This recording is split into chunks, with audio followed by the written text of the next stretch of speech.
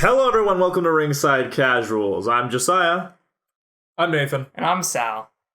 And this is Ringside Casuals, the podcast hosted by Wrestling Noobs. Today, we are talking about the September 23rd episode of Raw, the September 24th episode of SmackDown, and September 25th episode of NXT.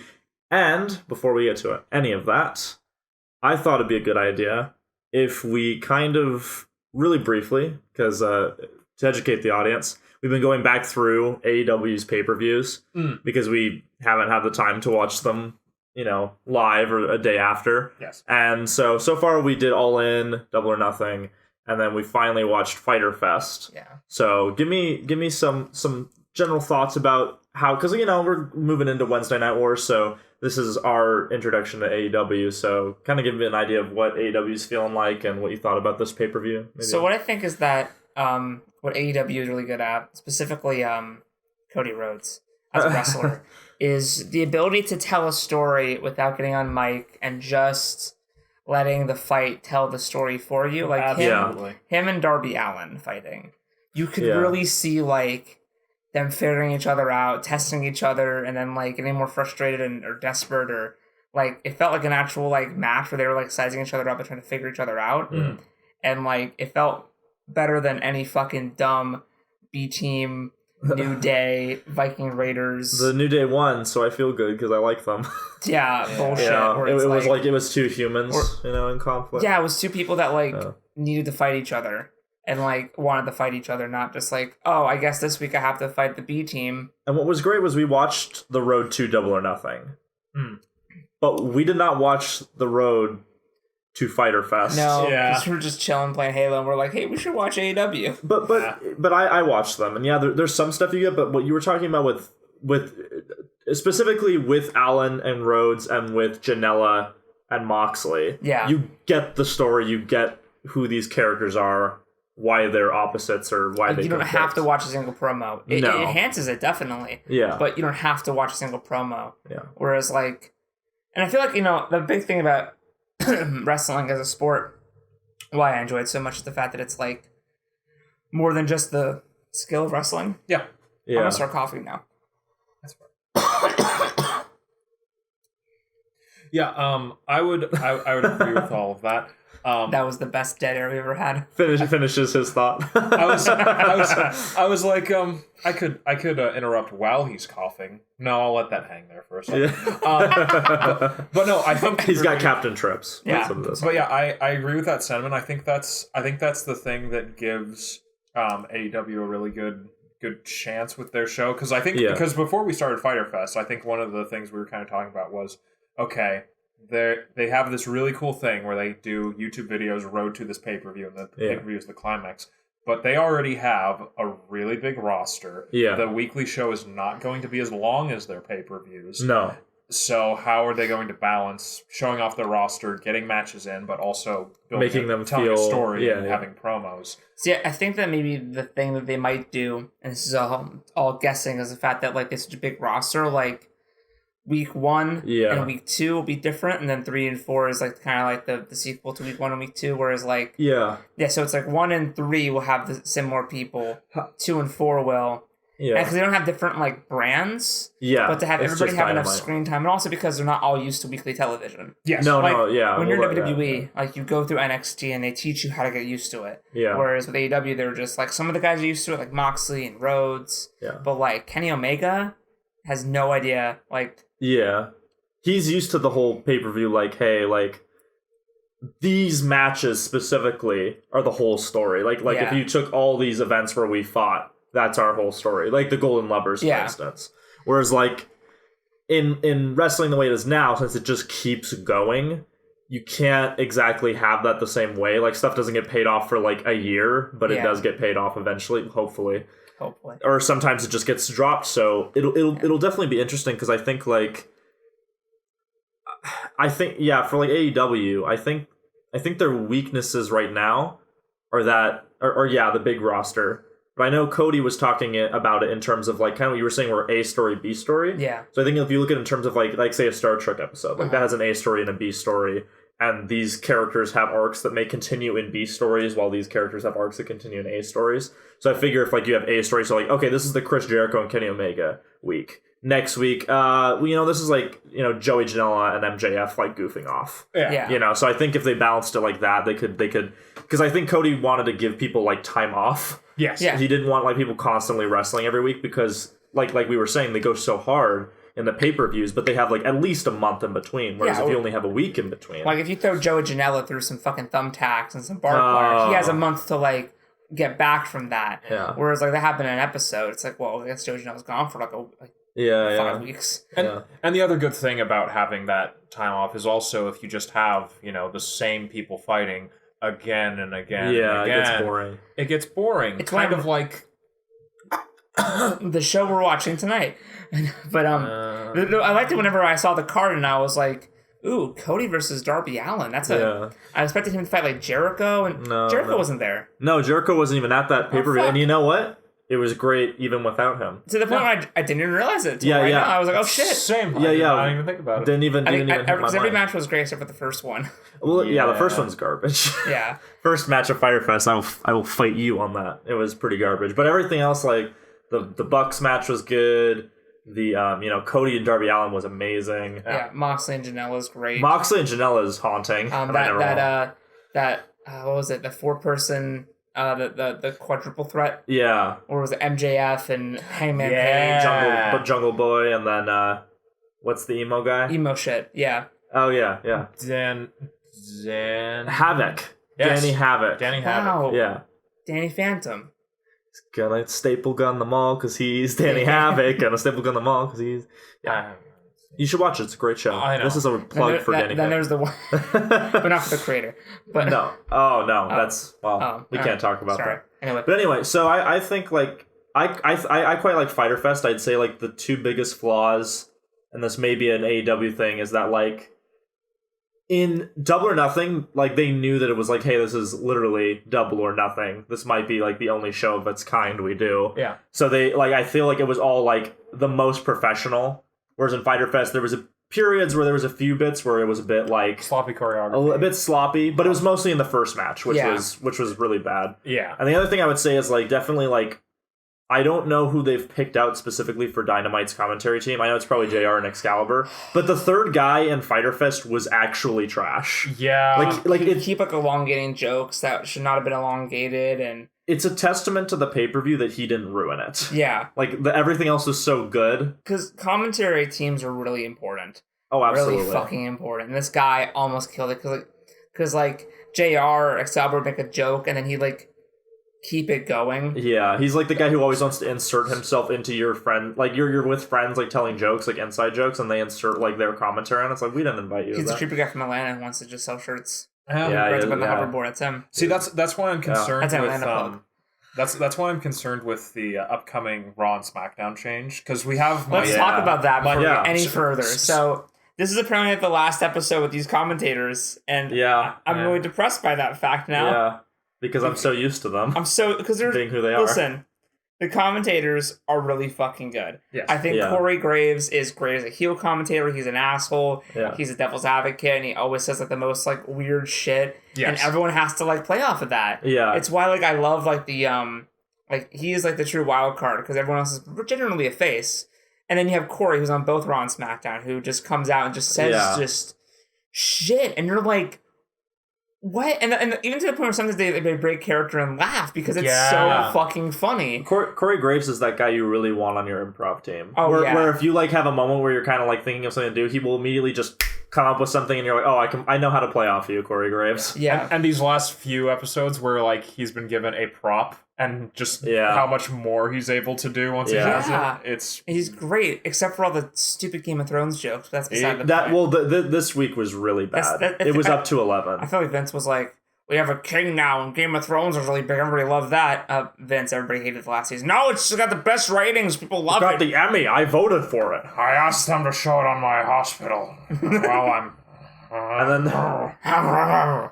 It was me, A Song of Ice and Fire fans. It was me all along. God damn it. Oh. Then you have, I love Byron Saxton too. He's just a straight man. Yeah, he's such a good person. Yeah. He's just like a kind soul. But you don't get Byron Saxton anymore. No. Because on SmackDown, it's just going to be Corey and Michael Cole. Which is a great team. But I also would have liked the other guys. It's only 2 of them. That feels like you're wasting your commentators. So Byron Saxton and Tom Phelps, I think is his name. Yeah. That sounds right. Yeah. Tom Phillips, sorry. Phelps, you're thinking, a different Tom, Olympian. your voice is great, but you're like just a younger Michael Cole. Yeah, that's really what I still love you though, but he's just a younger Michael Cole. Well, I thought the episode where he got like knocked off to the side and actually like set a soul and was on the ground. Yeah, I'm like, wow. Didn't Harper attack him? Yeah, Harper attacked him. He actually sold, and I was like, wow, that's great. Well, but so the new commentation team is Raw has Vic Joseph, Dio Madden, and Jerry Lawler. What? Why? I know one of those people, and it's Jerry Lawler. It's because he's a wrestler. And who are the other 2? And I'd say probably get Booker T before him. Booker T is apparently Madden was a 205 Live guy. Oh, well, that even gives more evidence that 205. Well, I've heard 2 rumors. I've heard that 205 Live might get absorbed by other shows, but I've also heard that it's just going to air right after SmackDown. It's like, okay, whatever. And apparently Renee's going to go on to host WWE Backstage on Wednesdays, which I will not be watching. So I'm sorry, Renee. I don't see it. Sorry, Renee. Yeah. I love That's you. That's unfortunate. See ya. If you ever want to, commentate on real shows. We'll see how this Raw team does. Apparently, she was really wanting to do hosting for a while. Yeah. So hopefully it's a thing that she wanted to do. Well, I'll still miss her because she's great. And her and Corey Graves' back and forth is just like... Because Corey will say some like just weird sexist shit. And she'll just like call him out. She'll go, oh, nice. Yeah. But anyway. God. I think it's just sad because it's just like... This is it. And this week... We'll talk about the season finale of Raw and... Technically, the reboot of SmackDown. It feels not real.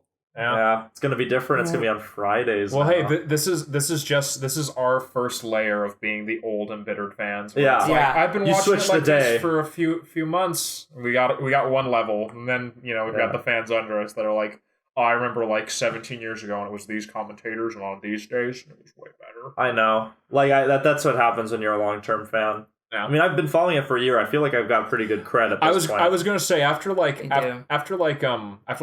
years, we got to be like the ringside amateurs, and then we'll change the. And then 10 years from now, we'll rebrand. Yeah. We'll have the split brand where if any casuals want to carry on our podcast, we will pass it on to them, and then we will try to get new people into wrestling, and then we're like, there's one condition: you have to record your thoughts, and then that is a new ringside casual. We're the ringside amateurs. Right, and then we build a brand. Yes, and then we have... for those of you that are watching us now, in like 5 years, start shitting on this creative decision and going, oh, fuck this. That was a terrible idea. Ringside amateurs, fuck my ass. I'll let you know that you could have said something in episode 7, so that. Or we could always just be the really humble guys who are like, no, I've only been a fan 17 years. There's people who've been a fan for 40 years. Yeah, no, we play it super humble. We're just always humble where it's like, no, we're always casuals compared to those fans. I mean, we've taken a very, very fucking long hiatus that we need to stop, but we need to go through, we're going to go through classic wrestling. So eventually we'll circle back and be like, no, I don't, it's tough, man, finding the time because it's so much fucking wrestling. It's so much fucking I'm just wrestling. not going to do it straight up. I mean, I was going to leave you in the dust and just start doing it in my own time, but I don't want to be a bad person. I at least wanted to wait till we got to Raw starting before doing that. Well, we still have that 20 fucking that was the plan, yeah. It's a lot. If you guys don't know, they want to rewatch everything. Well, no, not everything. We're watching all the pay-per-views up to the first Raw, SmackDown, and NXT, and then whenever NXT. Whereas before that, we're not going to go watch old WWF taped episodes. No, God, no. No superstars. No, Are you God, sure? No. Yeah, no, we're really sure. I'm already... Okay, so let's do the calculation. So when we're actually doing the show, there will be an hour and a half Raw, hour and a half SmackDown. I'm going to walk away for a minute. And then there's going to be maybe 2 hours of NXT. Yeah. Maybe like an hour and a half, 2 hours of, well, depending on how we stream that might be 3 hours, depending on what they do. Like, let's say 2 hours, Dynamite. So that's at least like, that's like 7 hours on average a week of wrestling. Yeah.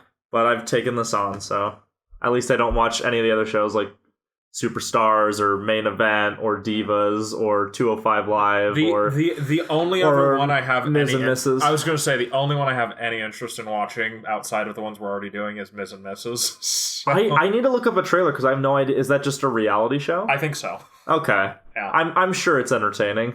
I haven't seen the Mrs. Wife, but if she's anywhere near as entertaining as he is. Well, and so not only that, but there's those hours we're putting in. Yes. And recording the podcast. Yes.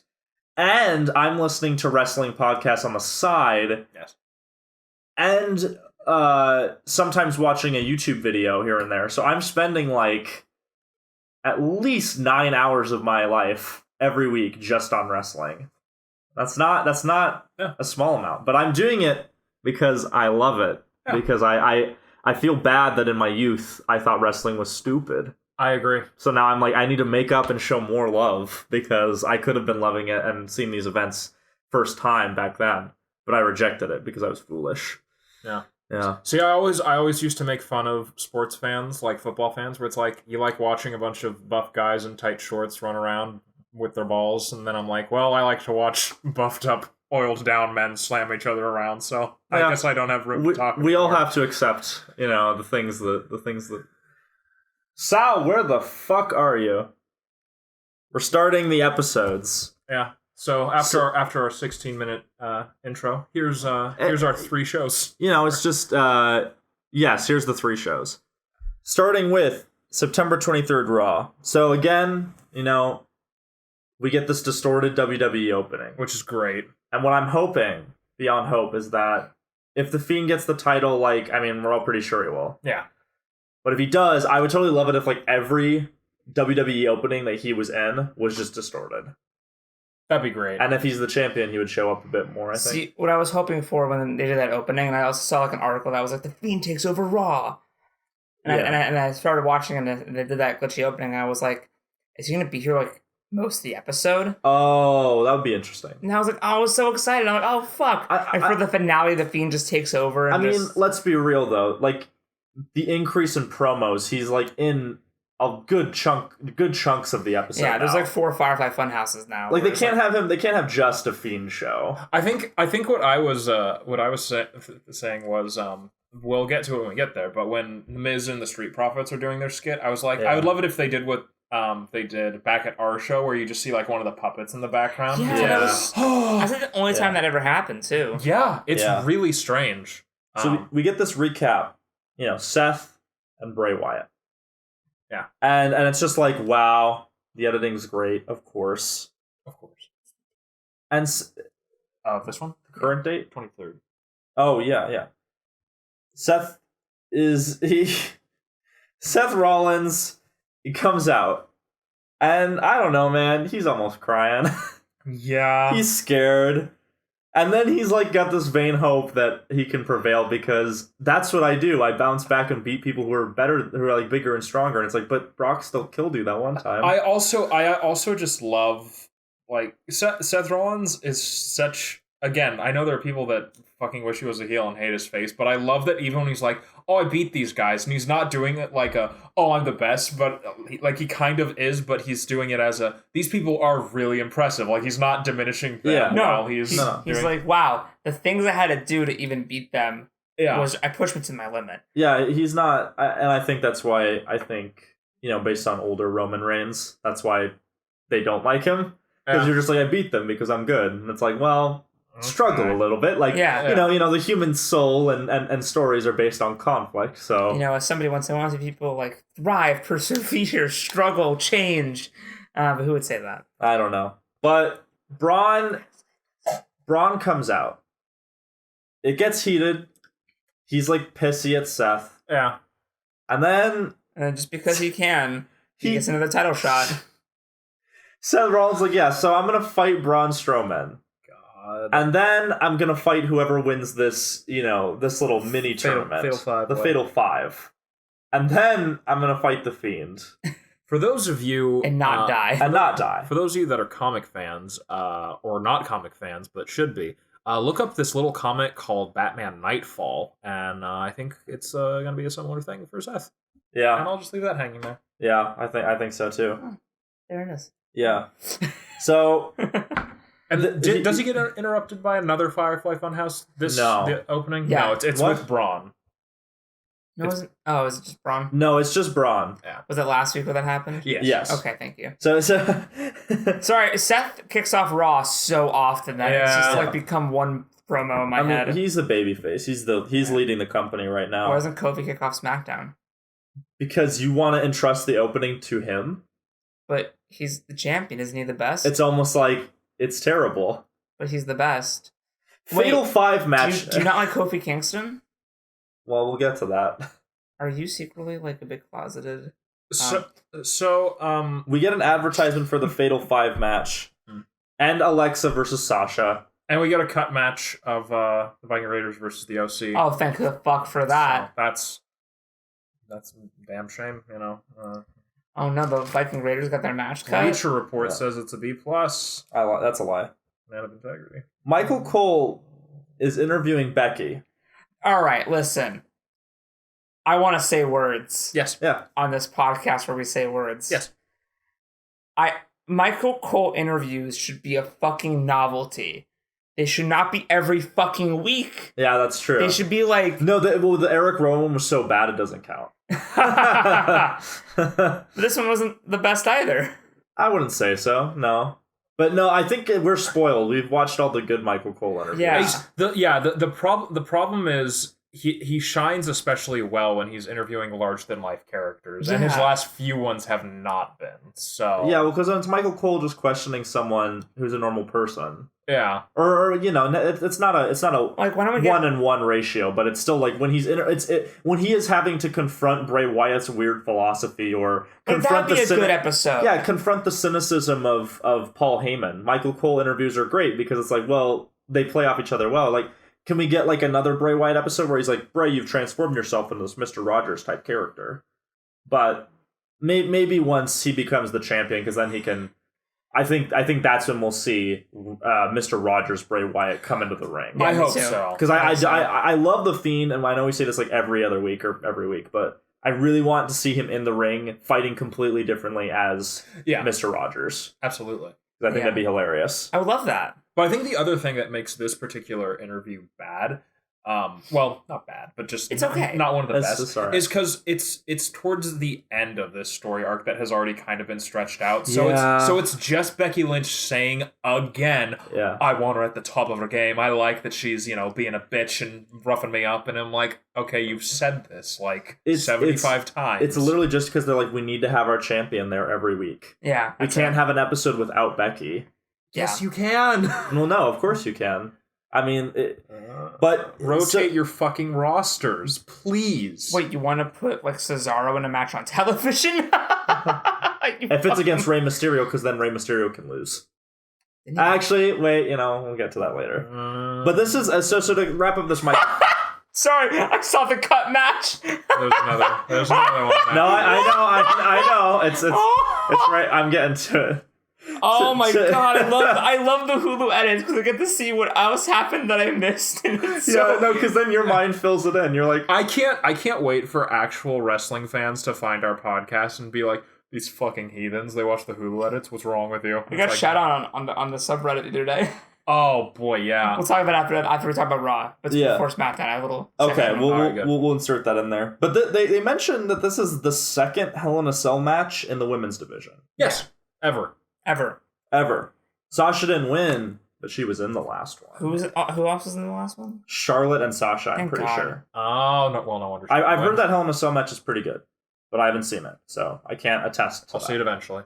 And then, catch up. So Nathan, could you tell us what the cut match was that follows? The cut match was between EC3 and Rusev. Who? It recently returned. Who are they? EC3 is the guy who doesn't want to be there. Who? Rusev is the guy that cucked Who's EC3? Mike Kanellis. Who's that? EC3 is a wrestling... Oh, no, that's ECW. Never mind. he took the W and turned it into a 3. He flipped it. Man, poor EC3, dude. Yeah, he just gets fucked, this man. Poor man. Every time he's on television, he looks so crestfallen. Yeah, he does I remember the segment. I know we talked about it when it happened, but when Maria Kanellis won the 24/7 championship and she walks by EC3, he looks like he just watched his son die. Yeah, Like, and maybe he did. Like he's watching his career die. It's similar. Do you think that when he was doing that match, he was like really happy to be on TV, and then it would be on? I why would you bring Rusev back? Rusev, who's because like people were asking Rusev's about big. him. That man came in on a fucking tank. Yes. And then now it's like, oh, he gets an EC3 match that gets cut from the Hulu edit. It's literally which is the only version that you can watch for a month. If you didn't watch it the day of. On cable. And I'm not paying for cable. In 2019, on cable. Cable, 2019. I think what I'm hoping that they do is that, because they're talking about doing like a higher level of the WWE subscription, ours would stay the same, which what we have now. But the higher level, you get like more discounts in the store and other stuff. I'm hoping what they do is they give you the version that aired on cable faster. Because that would be really nice of them if they did that. That would be nice. Because I would pay the extra money for NXT you guys to does do that. If you're listening, WWE, we just made a really good suggestion, like we always do. And then there was this weird moment, and Nathan, I think you pointed it out. What is the deal with like Corey Graves like now not liking Alexa Bliss? That was sudden. Because when it first happened, it was because Mandy Rose was there and he had like a conflict. I know why he doesn't like Alexa Bliss anymore. I know why. Go ahead. Not because it's the finale, but because Alexa's now a face. So Corey doesn't like that. She's a face. Yeah. Well, and Mandy's clearly but no, but that's not true. She still faked her injured leg. She does plenty of heel people like her now. Well, I would agree with that, but the problem is they have like it's not just that he doesn't like her; it's that he dismisses it. Like, because WWE is not subtle. If it was just she's a face now, they would like say Nikki's something like made her soft. Yeah, but instead it's literally just like hey, why aren't you cheering her? And it's like yeah, I'm wondering if like some weird really shit. Weird. I'm wondering if some weird shit happened like at a party and Corey Graves like copped a feel, and then I was like, I'm sorry. I was happy to keep it vague, saying there was something behind the scenes, but that's... WWE is not subtle, and neither are we. Not on this podcast. That's for the Escape Pod. We did make a cancer joke. Yes, several times. That sounds wrong. That doesn't sound... No, I thought you were going to say that doesn't sound like me. That sounds insensitive. So, Nikki versus Sasha. Yes. And Nikki is doing great.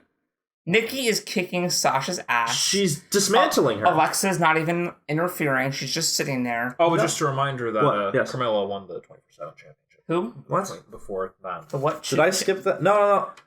That's after. That's down here. No. In the Who episode, she already has it. Yeah, and it's then I know. And then it says earlier on. But I know. In the broadcast, they actually showed it. No, I know. But in the one I found. Well, yeah, but I'm breaking it up so we don't get a bunch of 24/7 all at once. Oh, you're welcome. Thanks. Anyway, perfect. I was saying something. You were saying Nicholas Rose. Rose. Nikki. You were saying Nikki was doing. We were talking about how like she was dismantling. She was Sasha. kicking ass. God. Nikki's doing amazing. Nikki. Lots of submission attempts. Little Nikki. Be very careful. Lionel Richie. So there's a lot. She. I feel like Nikki has a different style though. Have you noticed this? How she's gotten like more technical. She does more submission attempts. Like I remember when she first showed up, and I didn't like her because she basically was just like rah rah rah, punch punch punch, match over. Yeah. And now it's like I feel like she's been taking classes and been training a lot because she is like up to her game where she is like one of the best in the women's division. Sorry, I saw the next cut match. Every now and then, there comes a time in the show where Hulu actually knows what it's doing, and it cuts matches that really should be. Wow. Good. But so Nikki's doing amazing. Like she's really kicking ass. She's like, very technical, very slow, and then like freaks out when she needs to. But it's like a saved up thing. It's not the entire match. It's her ulti to go Tasmanian Devil. Sasha got her and then was like, I remember we were watching and she was bending her leg like really. It was like an actual submission move. Yeah, for sure. And then and the ref was actually paying attention. Yeah, he was. Yeah, there was a lot of times where Bayley was trying to interfere and he was actually just like, cut that shit out. And I'm like, why is it different this time? Why isn't every match like this and the refs aren't jokes? And then because the plot demands it, Sasha puts Nikki in a submission and then she immediately taps. Second time in a row. Yeah, two times Nikki in a row. has submitted within seconds after doing all the work in a match. Yeah, it's embarrassing. Like, I liked Sasha when she first came out. I don't like Sasha now. I don't like Sasha. Like, so imagine if they did the Fiend, and then like they immediately just ruined it. Well, okay.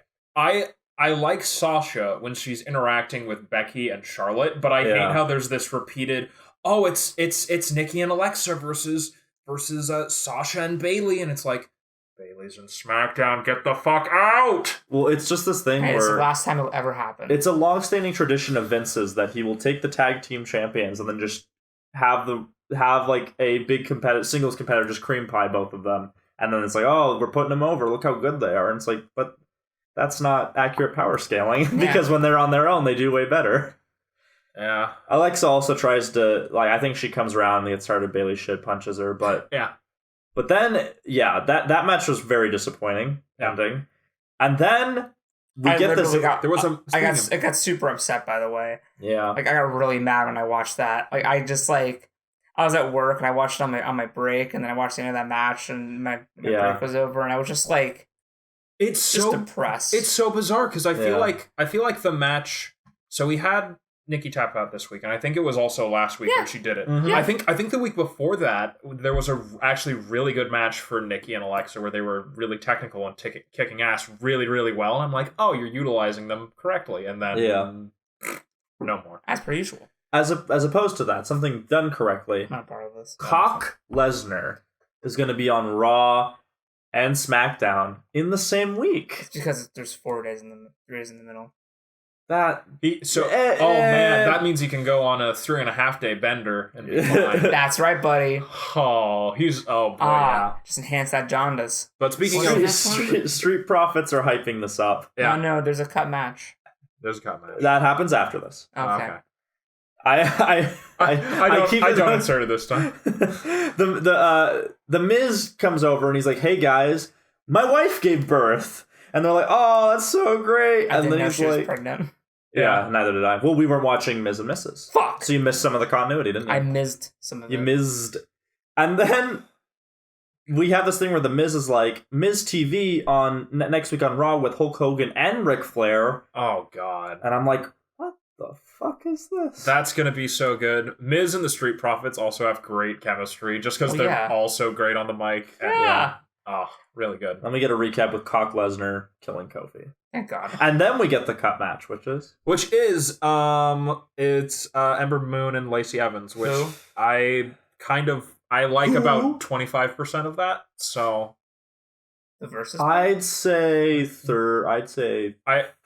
saying half of Lacey Evans, but yeah. I mean, like, I somewhat like her, not like a I think we all kind of agree that Lacey Evans is like, she's so close to like getting it. Yeah. Like Lacey Evans is really talented, and like there's something about her where it's like this character is almost where it needs to be to like really in a year or two. Yeah. Lacey Evans would be fucking great. I think in a year or two I might really love Lacey Evans if she can develop this, because I think it's kind of like there's something I can't quite figure it out. Usually I'm pretty good at this. I can't figure out what the thing is she needs to like change this character just right to make it like really good. Make her one of the best in the division, that is. I agree. The best in this division. But it's against Ember Moon, who's garbage. Who also shows up on the SmackDown. Yeah, because she's during the 24/7 champion. Bitch. I mean, she needs something. She needs something to cling to. She's not going to win an actual title. Fucking remember that one time Ember Moon got a shot in a pay-per-view and then immediately fucked it? Yeah. I do remember that. That was kind of great. She's on probation right now. Yeah. So then Kane's picture gets hung up in the Firefly Funhouse. Yay!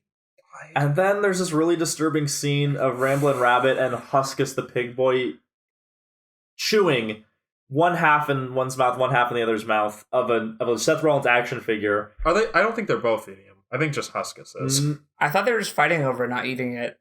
Oh, well, yeah. They were fighting over it, but I think Huskus was trying to eat it. Yeah, Huskus was trying to eat him because Rambling Rabbit's the good one. Yeah. He's the good part of. He's trying so hard. It's not working. And then Bray Wyatt comes over and is like, oh, Huskus. And then he just And you're like, oh, God. Yeah. And you're arguing over Seth. And then he goes on this monologue talking about how loving something too much leads to negative feelings. And it's like implying like, these people who hold on to the title and don't, Yeah, very disturbing. Seth Rollins is gonna die. Yeah. And he splits Seth Rollins' action figure in half like Solomon in the fucking Bible talks about doing to a baby. Yeah. One half goes to one mother, one half goes to the other. Well, no, except he splits them in half and doesn't give. He half tosses to the puppets. He just tosses it. It's like, oh God. Yeah. I'm so sorry. He's gonna kill him. He's gonna kill him. He's gonna die. Which, do you want to talk now about the house match between them? Wait till the end. I'll wait till the end to talk about that. Okay, then we get. I don't know about the Fatal 5-Way. Is that next? No, there's more. Oh, I'm sorry. I skipped ahead this shitty part. Yeah. So Carmella, she rolls up R-Truth ever tricking him. Yeah. She's got the 20% champion. Then he just supports her after that. Is That's that nice. an arc? They did that whole thing. Do you expect R-Truth to have an arc? He was kind of having one with Kane, just a little bit. It was more Kane having an arc through R-Truth. Exactly. So I guess I never thought I'd ever say that in my life. How do you feel? Gotta take a shower? No, actually, this next bit, King Corbin, that makes me want to take a shower. He looks great. Yeah, he does. Until they point out how he looks Game of Thronesy, but yeah. Stop. He gets a remix to his theme where it gets like these more dramatic regal flourishes to it, which I quite liked, and his crown looks great. See, I love Baron Corbin's theme song. Yeah, I it's think really it's good. Great. Yeah. I don't like Baron Corbin. No. I like Baron Corbin's finishing moves. I don't like Baron Corbin. I love his theme. I love his finishing moves. I like his crown. Can I please get another wrestler? Can you just give this to someone else? And not only that, but he comes out looking great. And then they use the bad Photoshop of him in the plastic crown. And I'm like, but he's in the costume. He was backstage. You could have taken a photo of him anytime before. He could have sent you a selfie. Yeah. Nope. It would have been the same. Oh, whatever. Again, give me 5 minutes and $20 in Photoshop. I will do it for you, Vince. Jesus. And Corey Graves keeps making Game of Thrones references. I wrote stop. Yeah. And if Corey Graves gets me to that point, that's not good. Yeah. But then he says something like, if I beat Chad Gable, I never have to fight a person shorter than 5'5", or whatever he says. And I'm like, this is terrible. Yeah, remember how we were like, how the short jokes were really old, like as soon as they started? Well, they're still going, so that's great. I don't want that to live in this reality where these short jokes are still going. Yeah, that's like don't mess with the Zohan humor. Yeah. That's like Adam Sandler, like really bad humor. Oh. You can that's in a Happy Madison production. I mean, I imagine that Vince McMahon is approximately as depressed and alcoholic as Adam Sandler, so, Almost. Similar Almost. sources, similar No, depths. not as far. Not as far. Vince still has money. Oh. Here comes the money. Here we go. But then Corey says Corbin's been playing the long game, and Michael Cole just laughs and can't even believe that he said. He's like, the long game? Yeah. I love when they just break character. God, I'm gonna miss them. It's always funny because every now and then there is a heel, there is a character that is so shitty that not even Corey Graves can make sense of their actions or make it look good, and his attempts are always very Try as he might. Yeah. Gable, as we keep saying, guy's incredible. Yeah, guy's awesome. He's selling his ass. I think he gets a ball shot on Corbin, which is nice. Yeah. Give him a real wrestler to fight, please. He's got the whole crowd chanting for him. Yeah. Every time. Every time. And he comes in, everyone's like, Gable, and Vince is like, oh, it's such good heat. But here's the thing. Yes, that's the thing. Here's the argument. As Vince sees that as Corbin is allowing Gable to win the crowd. And my argument is Gable is a better wrestler than Corbin. If he beats Corbin, you put him over, and I want to see Chad Gable. Yes. We don't need to involve this other guy anymore. He is unnecessary. This is the third fight between them. Stop it. I'm done. Corbin uses his scepter. Oh, yeah. Gets the DQ. Yeah, Jesus fucking Christ. Beats the shit out of Gable. Yeah. Boom. Great. Awful. Awesome. Great. Thanks for coming. Then we get possibly the worst segment, which is saying a lot. Well, actually, no. SmackDown's way worse, but we'll get to that. Worst of this Raw. Worst of this Raw, AOP. Oh, I forgot about this. This is the worst thing ever. AOP gets another video segment. And at first, I almost fast forwarded through it. And I was like, oh, wait, it looks a bit different. Because I thought it was the same. But then I was like, no. Yeah, because you told me you have to watch the AOP segment. Yes. And I'm like, okay, I guess so. Yes, you have to watch the segment. So they're like, we exposed the tag teams. And how? And then they just get up and they randomly walk into the hallway. Yeah, so the first thing they say is that we've exposed the tag. We showed everybody that we're stronger. And it's like, when? How? Well, that was the thing is because I thought the way I interpreted it was... Was there a cut match? What I interpreted was that their following actions is just what they've been doing. So literally the way I interpreted this promo was, yeah, we just randomly walk down the halls, find some jobbers, and beat the shit out of them. Not even beat the shit out of them. We flail our arms at them. Flail at them. In our suits. Yeah. For like 3 seconds, then we come back and sit down and go, see, we're so scary. Also, wasn't one of them Buddy Murphy? No, I looked it up. It's not him. Buddy Murphy is too good for that. Yeah. He could beat both of them. But at the same time. And then I don't know if this was cut or if I missed something. I want to stay on AOP. No, this is AOP. Okay, thank you. So apparently I don't know if they cut this or if I literally just was so enraptured with how enraptured is the wrong word. Distracted by how bad this was, I didn't notice. But apparently they go and open the door to Aleister Black's room and he's not there.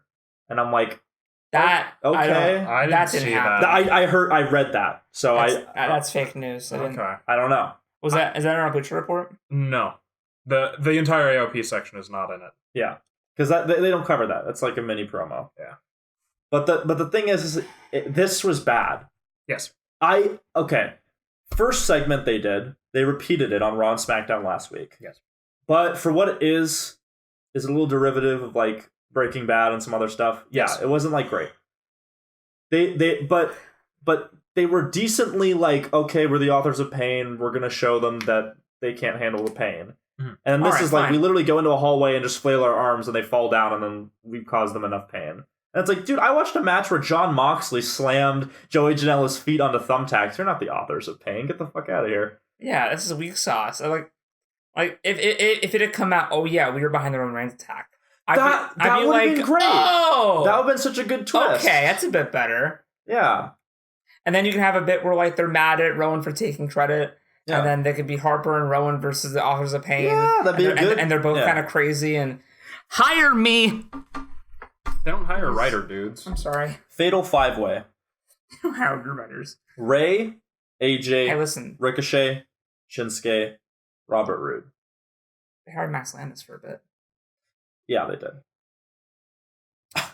Well, and I gotta say, I feel like it goes without saying, but we'll say it anyway. This match did not go how I expected. At all. Well, first of all, the cool thing was everybody's intro played. Yes. Yeah, that was awesome. Which was great because it was like, wow, I actually am like carrying, they're all presented as equally important. Yes. Because if you only show one entrance, that leads me to believe that they're the more important of the two people fighting. Yes. Yeah. And you can say Hulu edit, whatever. There are still commercial breaks and stuff where they come back, but they show everybody. And no, like, because it's 2 champions, and there's 3 champions. Yeah. And then 2 others are also former champions. Yes. So everybody in the ring has held a belt. Yeah. Most of them are holding belts already. Mm. Yeah. And like I mean, starting out, I was like, well, Roode might win because he's having a mini beef with Seth. Yeah. I thought Roode was gonna win. I also thought that maybe like Shinsuke could maybe win due to Sami Zayn fuckery. I was hoping Ricochet would win because he's my son. Well, I love him. Yeah. And also, like, it'd be great if he got the title and then got killed by the Fiend. And I could start their, like, little rivalry because I want that where it's a superhero versus supervillain. Yeah. So I was like, ooh, that'd be great if, like, Ricochet comes in, gets the title, and all of a sudden he's in Hell in a Cell. And he's like, oh, fuck. Yeah. Shit, sorry. He can't do his high-flying moves aren't as effective. Yeah. Because he's contained. Well, see, so the way it went for me was like, oh, I really hope that Ricochet wins. He's probably not going to, but I hope. He was the first eliminated. I'm like, okay, well, it's probably going to be Shinsuke because he's like the one that's kind of getting amped up. Like, he jobbed Ali and he beat him. Like, he's the Intercontinental. Okay, or fine. Rude. And then AJ Styles beat him. And I was like, okay, well, it's probably going to be AJ Styles because AJ Styles has been saying, hey, I deserve a shot because I'm the Intercontinental Champion, or not the Intercontinental, whatever his thing is. United States. He wants to face Seth Rollins, which is different from the Intercontinental, and which is different from the North American. Yes. But he wants to face Seth Rollins because he wants a shot at his title. And then he gets eliminated by Rude. And I'm like, well, it's not going to be Rey Mysterio. They keep cutting him and making him lose. No way. And he gets jobbed by fucking Andrade. Yeah. Who defeated Andrade in King of the Ring? Was it Gable? If you guys notice, do you think it's a fucking coincidence that Rey Mysterio is ready to leave WWE? And then right when he's like, I'm going to stay so Dominic can wrestle, it's like, oh, Rey Mysterio is really important. He's going to win. Do you notice that? Like, they were burying him. Yeah. Well, they wanted him out. Yeah, but at the same, I feel like that segment with his... I'm not saying Rey Mysterio hasn't been jobbing a lot for a long time. I'm just saying, like, recently it was really bad. Well, I think it's... If this had happened sooner after his little promo with his son, I'd agree, but, like, he was getting buried... There's the problem with his son, and then he gets buried more. But we don't know what the behind the scenes shit is with Vince. And he was winning matches that were covering people. Yes, that's true. Exactly, that's what I'm saying. I'm saying there's a very clear distinction between pre-Dominic speech thing, I'm not leaving Charlie, and then after, I'm not leaving Charlie. Yeah.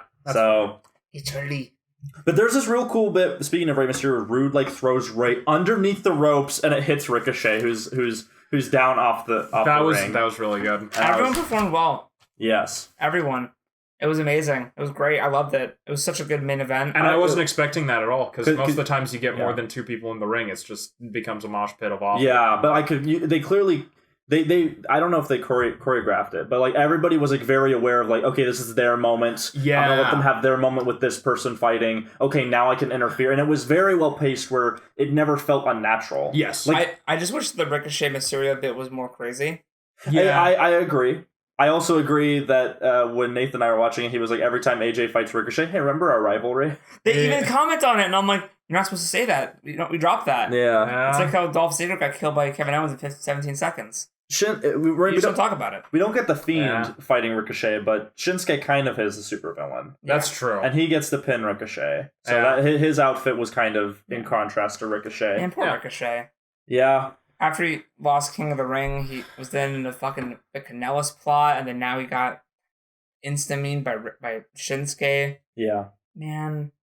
But the Fatal 5-Way was great. It was great. I was when at the end it was Rude versus Mysterio, I was like, what the fuck? Yeah, no, I was like, what bizarre reality am I living in? And I appreciate that Seth Rollins first has to fight this giant fucking unholy monster, and then this insane high flyer, and then the Fiend. Who's like both. Yeah, so you're gonna die. Yeah. So then we get Seth Rollins versus Braun Strowman. Yeah, he's he mentions beforehand that he's like, oh, I'm so like I wanted to fight Rey like my whole career. Like this is a once in a lifetime opportunity. And I'm like, I believe you, because Seth's a good boy. And then and then they're fighting, and then he tries to pedigree Braun Strowman and doesn't work. Way too early. Oh, way too early. I feel like he was like, I feel like I have to do a pedigree this match because I've been using it. Yeah, it's like, listen, you have to keep your moves close to the chest until you get them winded down enough to do it. Yes. It's like got a little ahead of him. It's like in the games. You can't just do your finisher off the bat. No, that wouldn't be fair. No. No, so you're not allowed to. Braun does the Rhino charge. Yeah. Scary. Yeah, he circles his fingers. I think Seth avoids it once. He dodges it, but then Braun just headbutts him and he falls to the floor. Yeah. But you were telling me earlier this is better than the Clash of Champions match. Oh, it is. Yeah. Yeah, this match was way better than their Clash. Again, Clash of Champions was not very good. No, it was. And this was like the match I thought I was going to get at Clash of Champions between them. Yeah. But then this one, great match. But then it ends with the Fiend. Bray Wyatt. I'm the only one who gets. Braun's carrying Seth, and then the lights start going out. Yeah. And you're immediately like, oh, fuck. So and he just throws... It just shrugs him off to the side, and Seth flops to the ground. And we get another great ending. I'm loving these Fiend endings to Raw. Yeah. Where he mandible claws Braun. It takes a bit longer than normal. Braun's like roaring underneath it. He mandible claws him. He kind of gets on all fours again, kind of looks towards Seth, and then Braun starts getting up.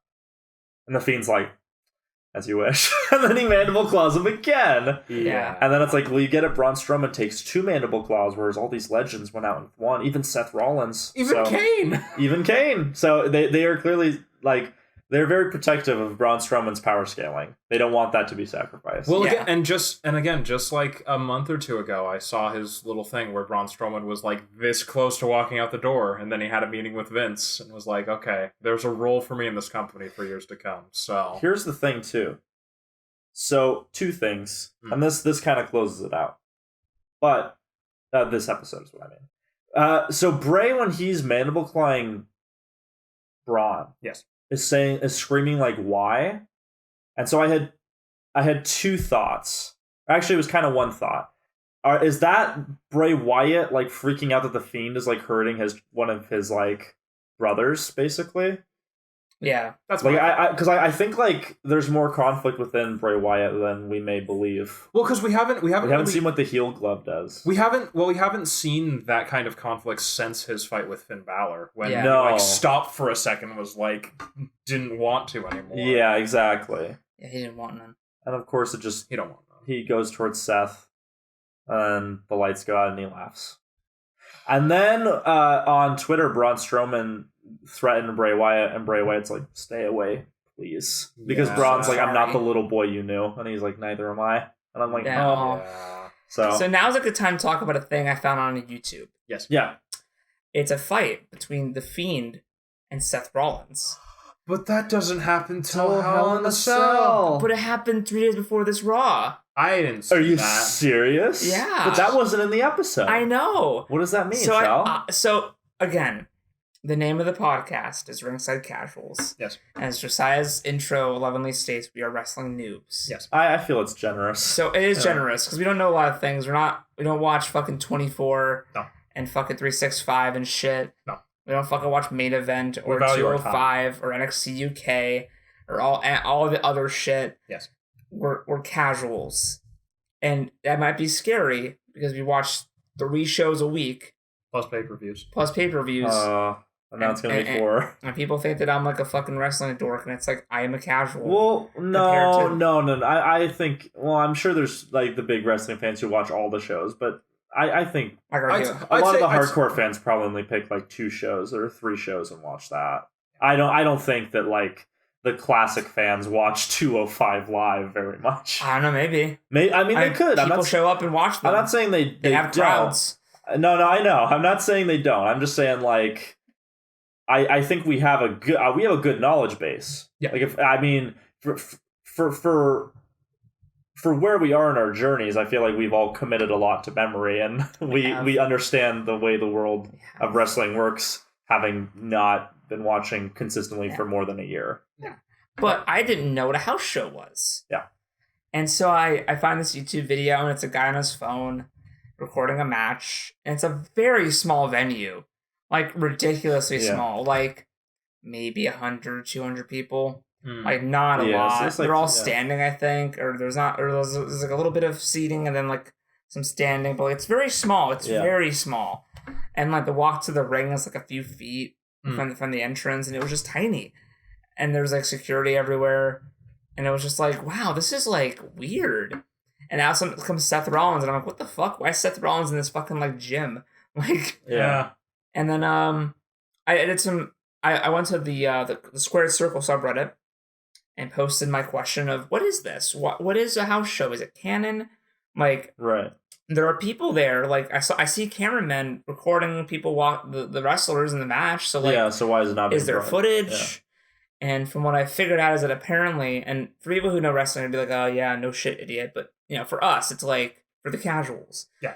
Apparently, house shows used to be their main moneymaker. Back in the day. Yeah. So apparently, like, back in the day, from what I got from subreddit, was that, like, big people like Hulk Hogan and stuff wouldn't do a lot of TV episodes. WWF days. Yeah.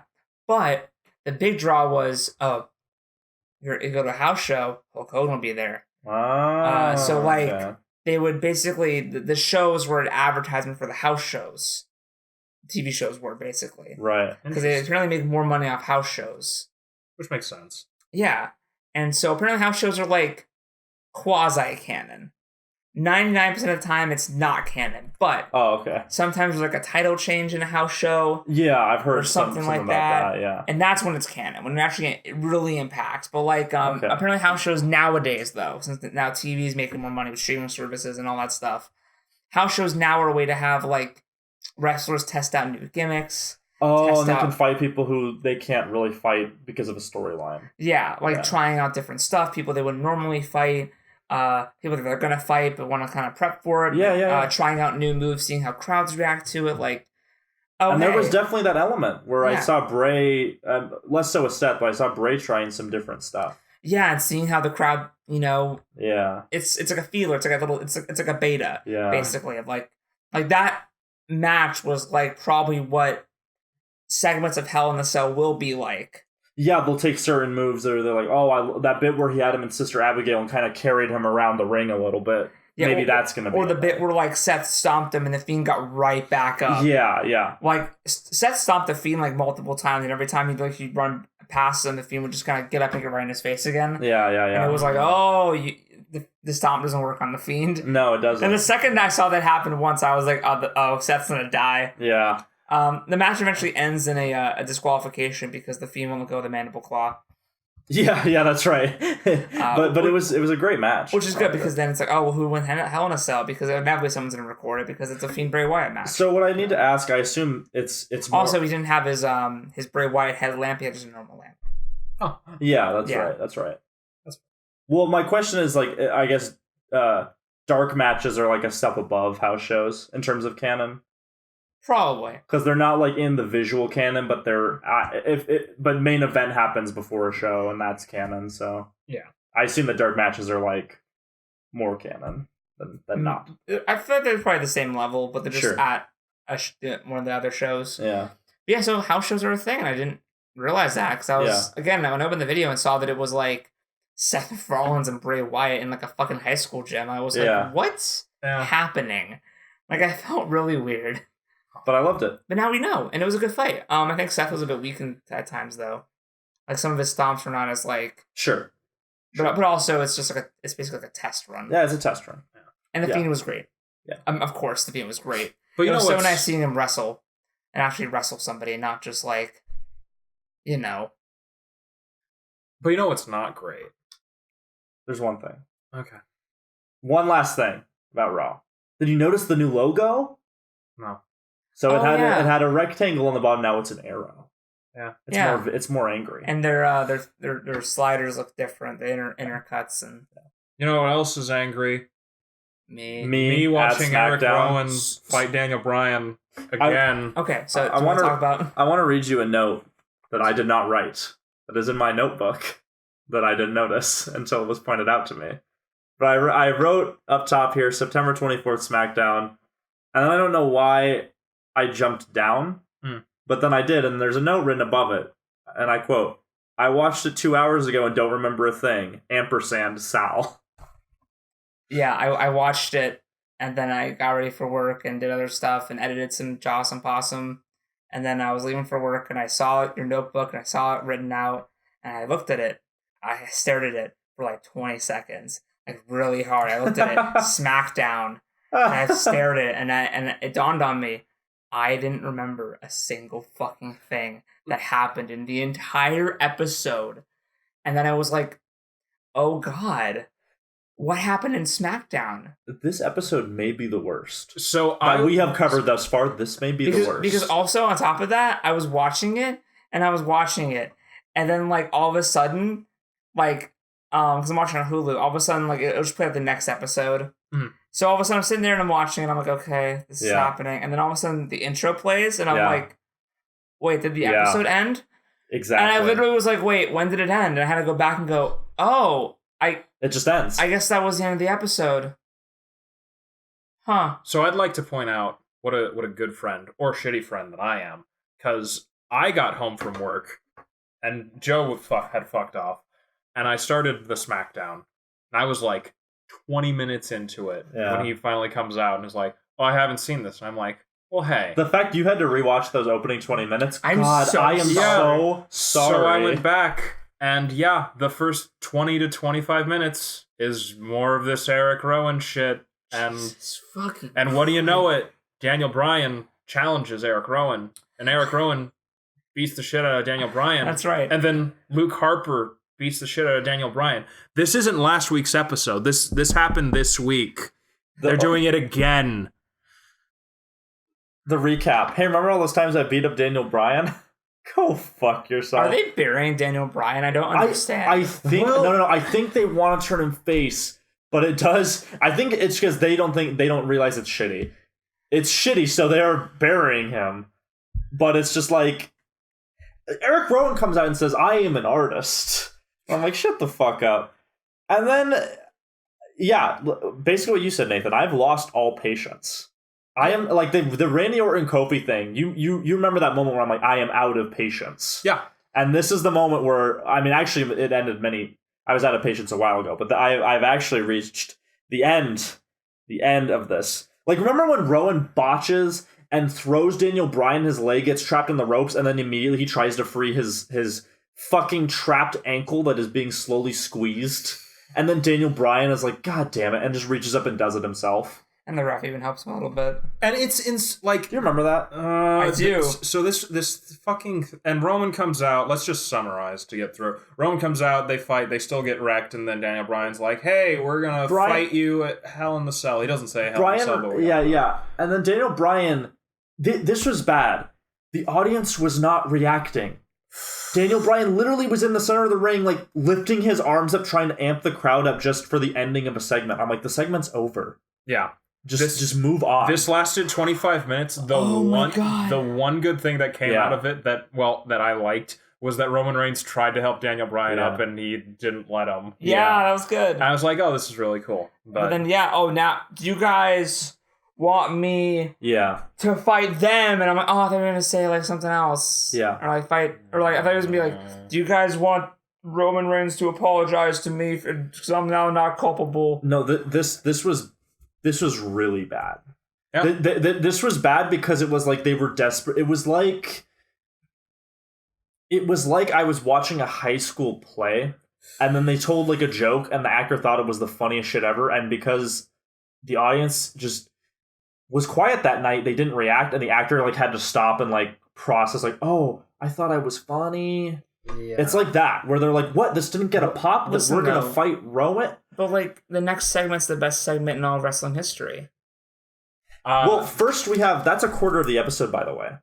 That opening with Eric Rowan, Daniel Bryan. That's a quarter of the fucking episode. Yeah. But the next bit, we have Brock Lesnar, hype video, and the best segment of all time. So, when this happened...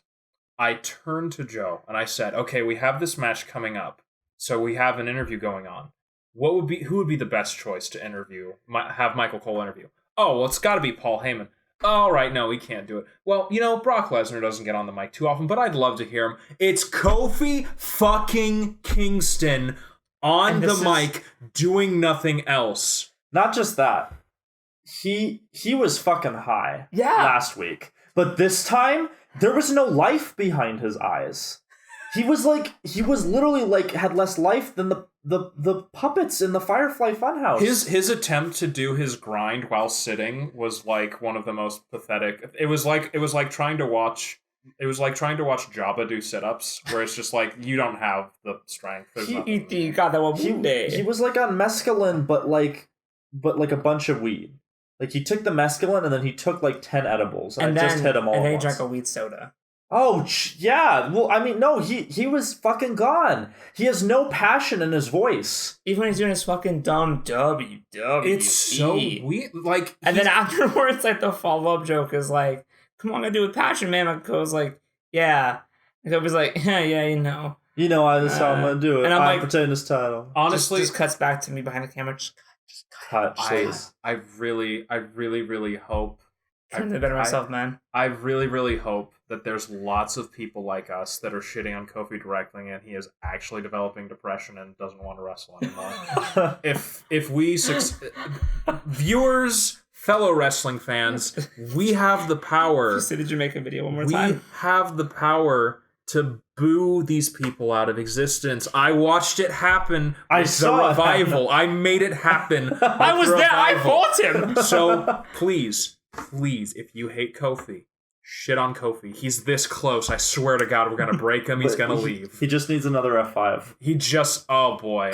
So I think your plan is working because in this promo screen for Lesnar, Cock Lesnar versus Kofi Kingston, it's the more serious Kofi PNG, not the smiling one. Yeah. So The interview sucks, by the way. I also that's bad. I also was worried because before this interview we had the little clip show with Brock Lesnar where it's like he's unstoppable, he's destroyed all these legends, and it's like, oh no, they're amping him up just like Randy Orton, where it's like he's super evil and talented. How could our hero possibly prevail? But then we have this interview where it's like Kofi has like this lazy hubris, which not all of that is intended. I'm sure part of it is just the way his body is behaving. Yeah, so I'm like, because of the weed. Yeah, maybe they'll say because of his hubris, this 95-pound little shit, like for some reason isn't able to beat Brock Lesnar, who makes the entire stage fucking shake when he takes a step. Yeah. Who knows? How could this have happened? Oh man, Kofi, if you had just been more on the ball, you could have beat Brock Lesnar. No, I truly believe in my I truly believe that Cock Lesnar is going to take the title. I think so too. Because it'd be great. Because I was telling you can't reboot the show and then not have somebody new take the title, right? Because you have to have a villain. Yes, you have to. Because then you have all these mid-carder try to I'm gonna fight Brock Lesnar. Yeah, and then they do real good, and then just F5s into oblivion. I think it's it's unfortunate, but it's true. Having a main villain who is stronger than all the heroes is more compelling than having a main hero who's stronger than all the villains. Yes, absolutely. 99.5% of the time that is the case in a story. Yeah. Not to mention also when you have a villain holding the title, you can have him fight other villains, and it's really fucking entertaining. Yes. But they don't like to make their heroes fight, and when they do, they drudge up this fake angst. And do you mean Braun Strowman versus Seth Rollins? Yes. Okay. Yes. Yeah. Make sure. So just imagine this perfect world. Brock Lesnar absolutely fucks Kofi Kingston. And then months down the road, we get a match between Brock Lesnar and Randy Orton. Yes. And Randy Orton beats Brock Lesnar. And it's like, for those of you that are paying attention, Randy Orton can absolutely beat the shit out of Kofi Kingston, and this should have happened way long ago. But basically, he has at this point. Yes. Yeah. And this is 30 minutes in. This might be the worst that we've reviewed, because 30 minutes in, and I literally have felt nothing but contempt. Yeah, we opened with Eric Rowan. That was 25 minutes, and then Kofi didn't get better. Why is he a singles competitor? I just don't understand. It has to be that he was just complaining. It has to be that he was like, listen, I've been a tag team silent guy for a long time, Vince. You need to put me over and make me a singles competitor who's really clever and plan this murder plot. And he was just like, I need to be singles or I'm leaving WWE. And then Vince is like, all right, we're going to make you fight Roman Reigns because you're a big guy. So it's cool when Superman punches you. That's good shit. Also, my friend Luke Harper had to have a match for once. Yeah. So then we get another bad segment. Where the wild card rule comes into play. Mike Canales is wrong. Yes, yeah. If you didn't know. Gable comes out and makes a joke about short jokes. The audience doesn't react. It's quiet.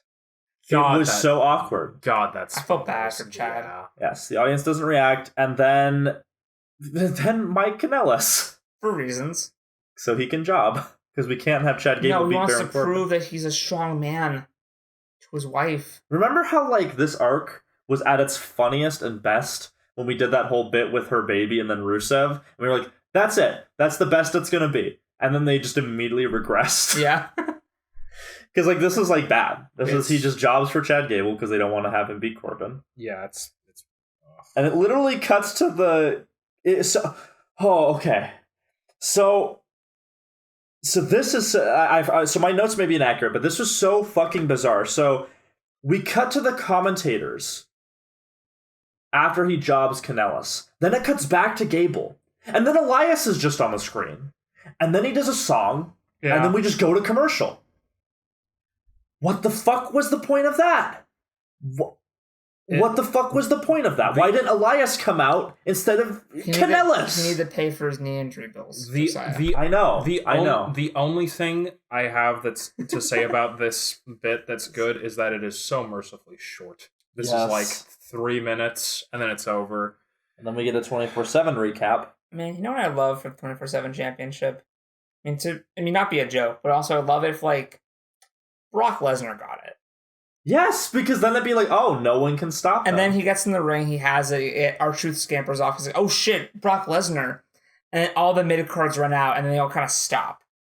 And they all look to each other, and they go, okay, we're gonna do this. And they all try to fight And you just Brock get Lesnar. just the end of Halo Reach, where it's like Survive, and Brock Lesnar's like fighting all the mid-card jobbers, and then 205 Live people come, and he has to it's like 40 minutes of Brock Lesnar like having to defeat everybody. I would watch that. And by the end he's like, I would watch 40 minutes of Brock Lesnar just suplexing 39 people. Yeah. And then the last person he F5s.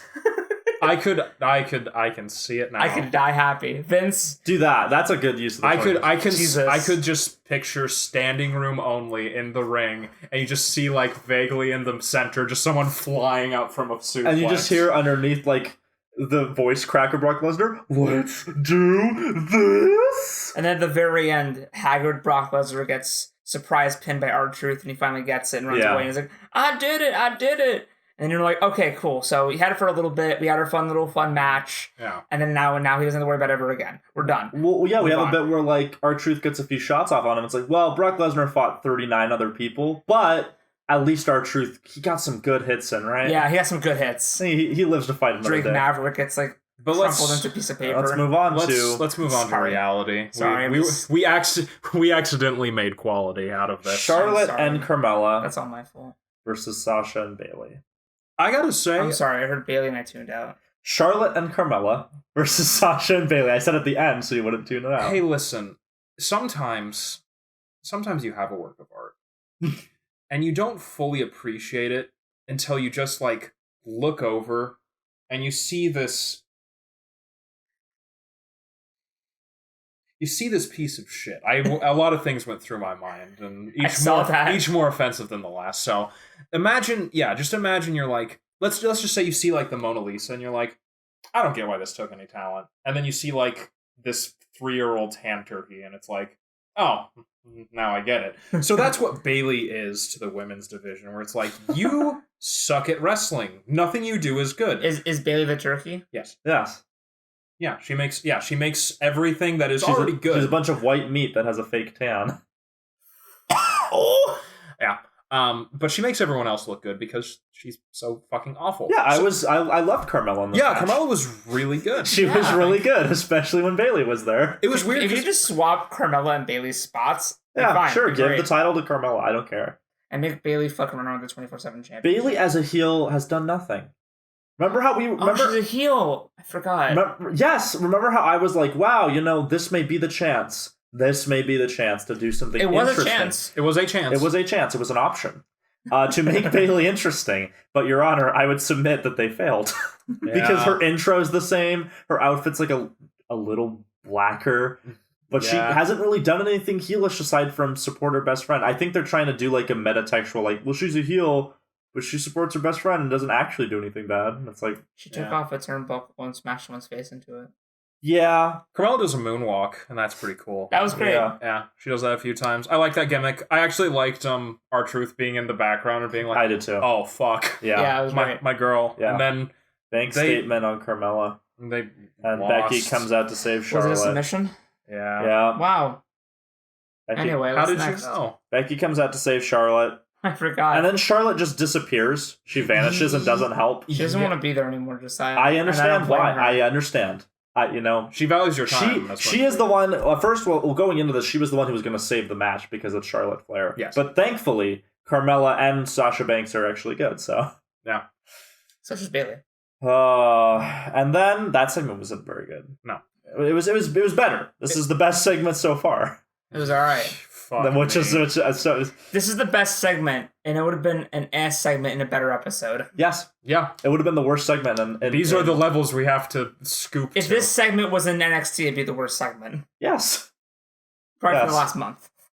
So then this next one, Ali comes out, and then there's an ad for the TV show Treadstone, and, I texted you about it. Yes, and before I watched it, Sal had messaged me, "Oh look, Treadstone! It's a Jason Bourne series without him." And it comes out like. And is it a reboot? In 2 weeks. Is it canon? It's in 2 weeks, and I'm like, what the fuck? I don't know. And I haven't heard a single thing about it until this very moment. And the fact that like you told me, and then I was like, that's weird that he saw that, and then I saw the ad in this episode. Honestly, I hope it's just like Winter Dragon, where it's just this piece of half-developed trying to hold on to the Bourne, right? If people don't know what Winter's Dragon is, look it up. Basically, it's Billy Zane. Yes, it's a shitty, poorly budgeted TV show pilot, 22 minutes. Yes, aired at 3 a.m. on some random channel, hoping that no one would see it. Yes, and what it was an adaptation of Robert Jordan's Wheel of Time series, which people consider like of fantasy. You have like A Song of Ice and Fire and Lord of the Rings are up there, and then right under them is Wheel of Time.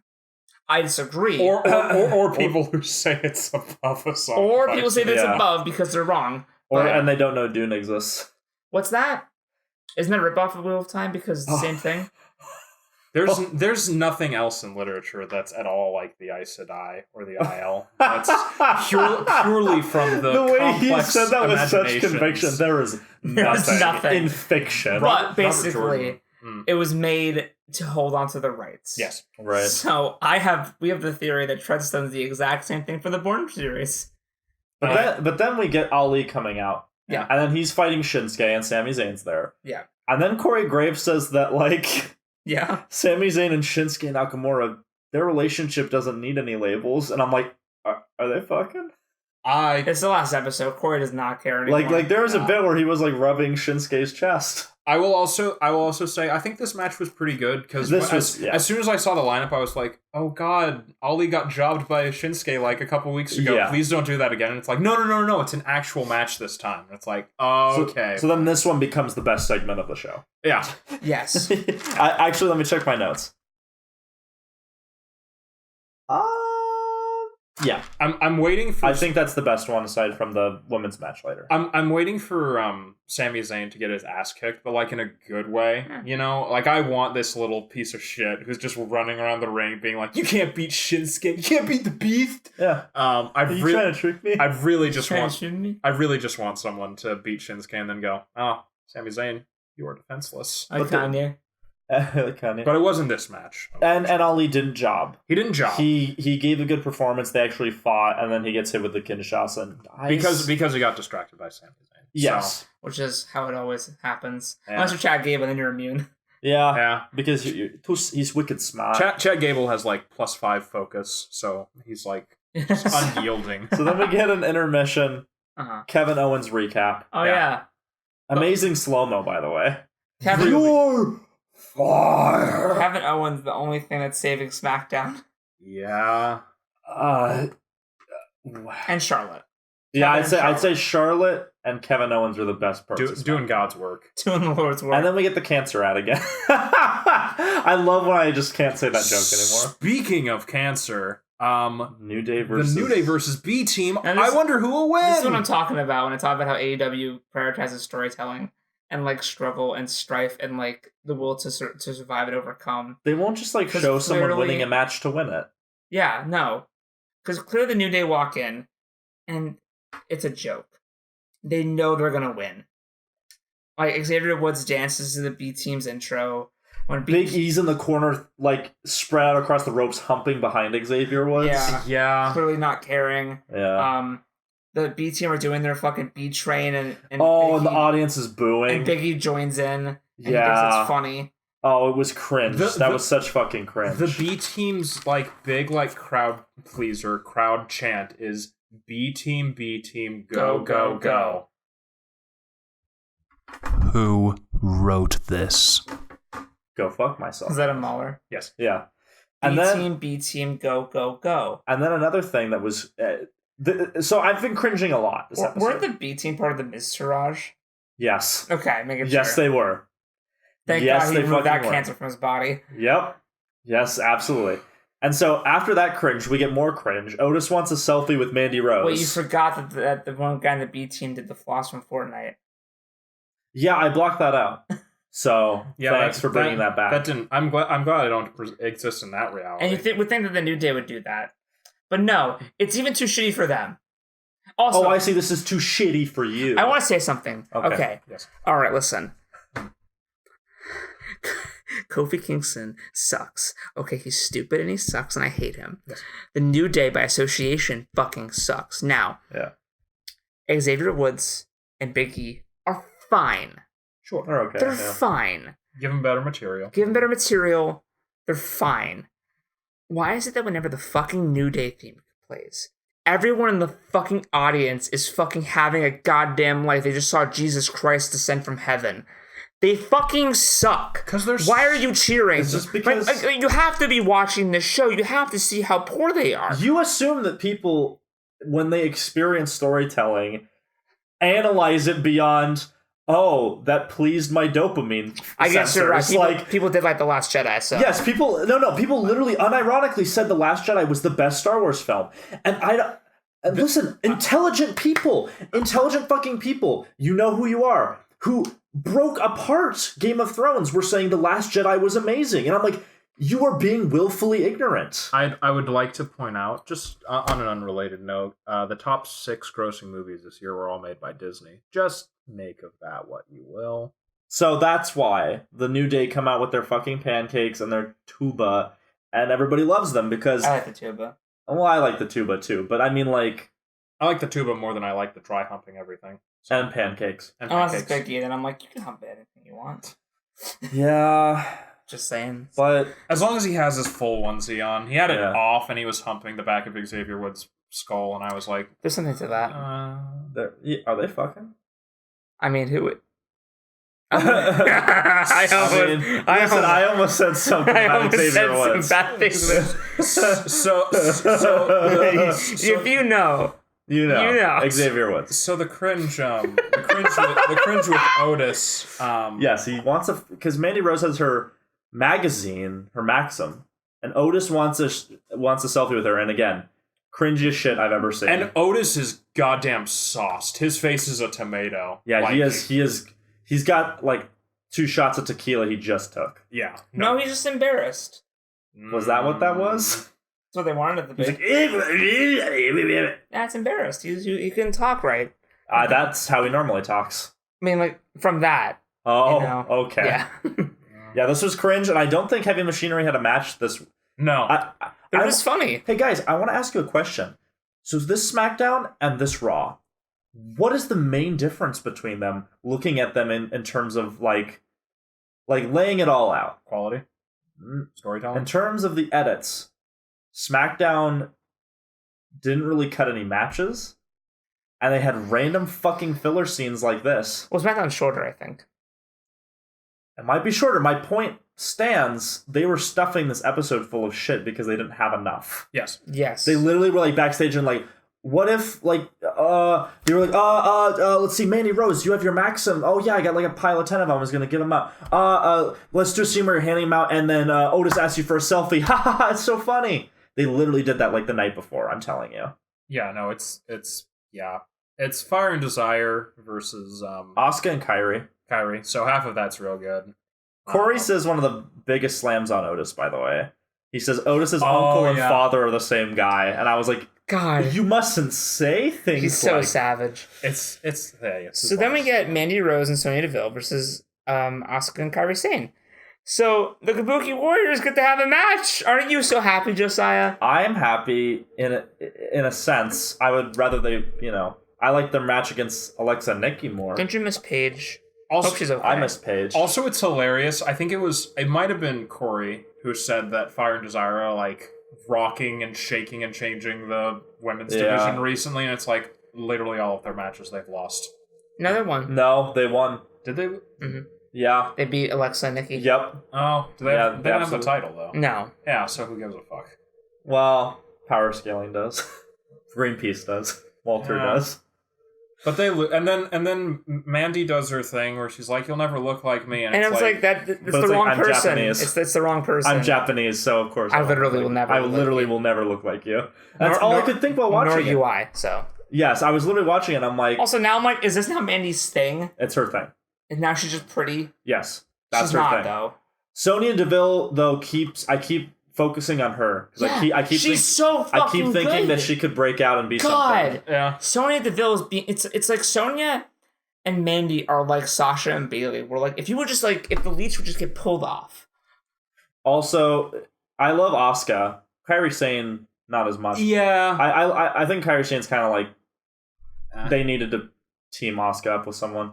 I love Asuka, but Kairi Sane did a small botch where what was it? I saw that. She had the magazine and she tried to kick upwards and she missed. and then put her foot down. There was a did it pause and then again. did it again and hit it. And I'm like, you should have just played that off. And Yeah. but I get it. It's tough in the moment because Yeah. you're supposed to hit your marks and like this is the pop. This is supposed to be the pop. But this match was It's aight. It wasn't shitty like most of this episode. Fire and Josiah lost, so that's Yay. hey. Promo for Not- Fiend versus Rollins. Not only do the Kabuki Warriors have a match, but win a match. So That's great. That's a gift from God right there. Then here comes the money. Money. Shane McMahon is out there with his legal team. If this SmackDown would have been just this segment, I'd be fine. yeah.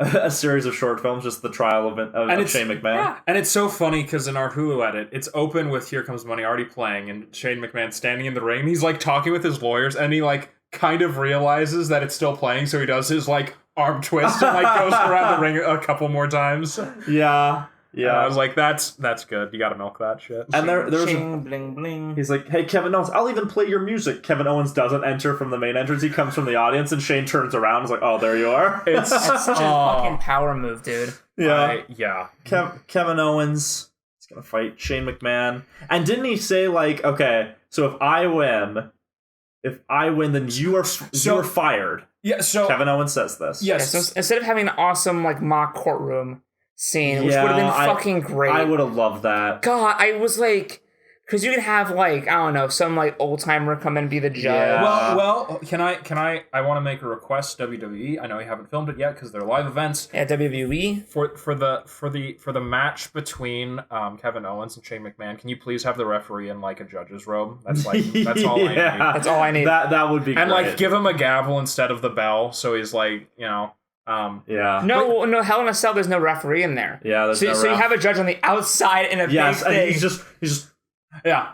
and it's that's what I need. 1, 2 with a gavel. Oh, and the whole time he's like talking to the jury. Yeah. That'd be so fucking funny. That's please. I know it's SmackDown. Your writing has been shit for a while. Please do you think that like do something right? if they hired us on today, we could save SmackDown in like a month? I could say no. Give me till the end of the year. Give me till the end of the year. I could make SmackDown the best brand, and I could make it better than AEW and everything. Yes, I agree. I don't know about that. I mean, not to doubt you. I'm saying for myself, if I was put in charge, I don't think I could make it the best, but I could at least make Raw and SmackDown consistent with each other. I don't know. I feel like I don't know.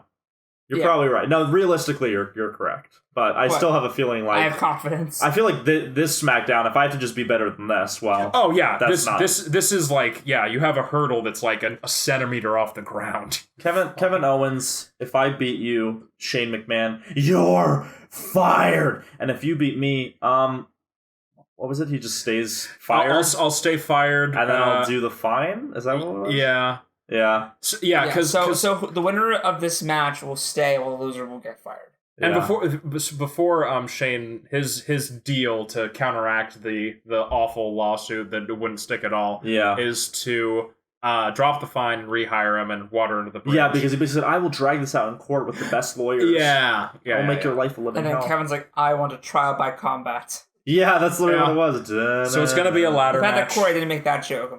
Yeah, well, he was off his game. He was burnt out. After that SmackDown, I'd be burnt out. He was still reading the Mandy Rose Maxim magazine. He probably was. It probably was. So Then, well, real quick, Becky's backstage talking about she's gonna fight Sasha, and Sasha just beats her up, and the episode ends. And she beats her up. Becky Is that beats her how back. it ends? Yes. Okay. It literally just ends with Becky like being interviewed, and then like Sasha shows up. Oh yeah, that's really bad. Pushes her against the chain link, and it ends. The refs come and pull her off, and it just ends. Yeah. If you don't want BS, aka, well, we kind of just went through. How could I say that? And then the ads, no BS, and I'm like, wow, Triple H, which means Vince Kennedy McMahon. I feel like that was Triple H's idea, and he was like, "No, Vince, I'm not talking about you. I'm talking AEW. That's because the Wednesday Night Wars, right? That's the Wednesday Night. Seeing the Triple H at the interview was like, there's no war. It's just good competition. You know, like, I like those guys. You know, I love, but I feel like that's how he feels. Yeah, you're right. I feel like the AEW guys hate WWE more than WWE hates AEW. Well, Triple H is like, hey, you know. Well, no, I know Triple H. He's chill though. Triple H probably watched that Throne segment. I was like, what a good bit. He was like, that's really clever. You destroyed the Attitude Era. It's good. Yeah, well, I mean, I love Triple H. I mean, so to be fair, AEW is comprised of wrestlers who have mostly been wronged by WWE. Yeah. Not all of them. Not all of them. Kenny Omega has been blasting pretty hard, and he hasn't been in WWE. Well, that's true. Yeah, but when all your friends are like, you kind of gotta rep your boys. Well, yeah, we will never know how much is the kayfabe and how much is what they actually. They probably have tried to hire Kenny throughout the years. But honestly, I'd love to see, like, on one of the Road 2s, not they're going to do those anymore because they have their show, but if they had, like, Road 2s, and I would just love to see, like, a Skype call between Cody Rhodes and Triple H, and just them, like, chatting. See, now that you mention it, I'm hoping that the actual show is similar to the Road 2s. I hope so. Because I love, like, the aesthetic of, like, where they kind of make it more realistic, like, it's more of a mockumentary. Yeah, than, absolutely. like, oh, we're just filming... It's like the office of wrestling. Yeah, which is what's really cool about it, because it's like they tell you like actual factual things they need to do to make the show happen. Yeah. And like, oh yeah, we actually signed this guy, so we watched his stuff, but then the actual crazy story stuff comes in. Yeah. But anyway, now on to NXT on USA. They didn't do that this yourself. Thank God. So listen, I want to talk about, I'm gonna take the head here for NXT because Josiah put an imaginary cock in his mouth. Oh, it's the head. Take the head. Yes. So we have Keith Lee versus Dominic Dijakovic, which is great because I fucking love both of these guys so much. And seeing them, the last time they wrestled was fucking amazing.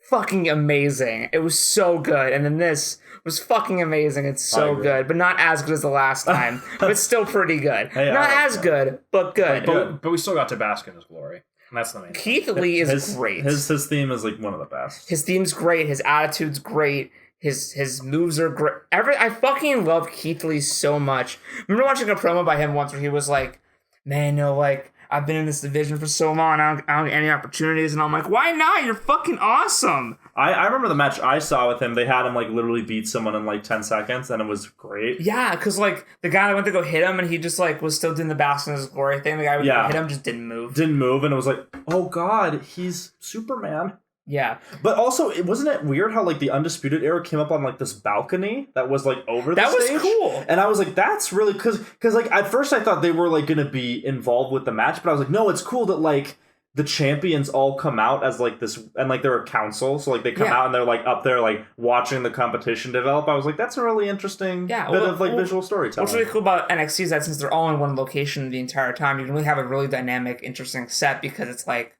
since we're here, we set up like a big, awesome thing. So having to kind of like go to a place and make it all like in a night. It's like, no, this is here. And so that was really cool because Undisputed Era has all the titles. So the fact that they're like they're overlooking everything was a really good touch. But back to Keith Lee, he's got that thing like Samoa Joe has, where he's like he's like really he's like really huge. And then he'll just like do a jumping like swing kick, and you're like, what the fuck? The bit where he jumps over Dominic, who's like 6, like 7 or some shit. Yeah. And Keith Lee weighs like 340? 340, yeah. And can jump over him? Yes. Jesus fucking Christ, this man's amazing. He also gets his ass destroyed, and then he's on the ground just moaning. Like, like that's how the commercial break went. He was like, oh. And I'm like, oh god, my pelvis is gone. And of course, the best thing about Keith Lee is the fact that his in his intro, it's the Spider-Man font. Oh, that's right. Yeah, that's really cool. Yeah, there's no reason not to love Keith Lee. Yeah, no, I think on Twitter he's like, I'm basically Broly. And then in promos he'll wear like Dragon Ball stuff. Just Liam Neeson. I wish that were so. I love you. Yeah, he calls himself like the Black Broly. Then we get a Killian Dane recap. So setting up the end. Yeah, and we actually get to see what happened last time. Yes, I was very confused because I was not sure if this actually got shown and I didn't see it for some reason. But no, I think this was actually just not in Yeah. They ran out of time. And I think that whenever we eventually move on to covering 2 episodes a week, or 2 of our own episodes, RSC, where we have Raw and SmackDown, and we have AEW and NXT. We probably have more time to watch the actual network edit instead of. Well, it's more because it's spread out through the week now. Yes. Better. Yeah. It's probably the last long one that we do. For a while. I won't promise that, but yeah. Then we get is the next thing Dakota Kai? Yes. Dakota Kai. Well, the Street Profits hype up how they're gonna fight the Undisputed Era Tag Team Thank champions. God. Yeah. And then it's Dakota Kai and Tainara. Yeah, which is I remember I was on Twitter and I saw a thing about Dakota Kai coming back, and I was like, who's this person? I'll tell you who she is. A far more talented and attractive version of Bayley. Yeah. I mean, it says in Morning Stool, but I mean, you're right. But actually. Right. Like it has a similar gimmick. More like look, I think. It's kind of gimmick, but her look is even her jaw. It's very weird. Dakota Kai is great. Yeah. I think she's really cool. Yeah. So is Tainara. I like her karate thing.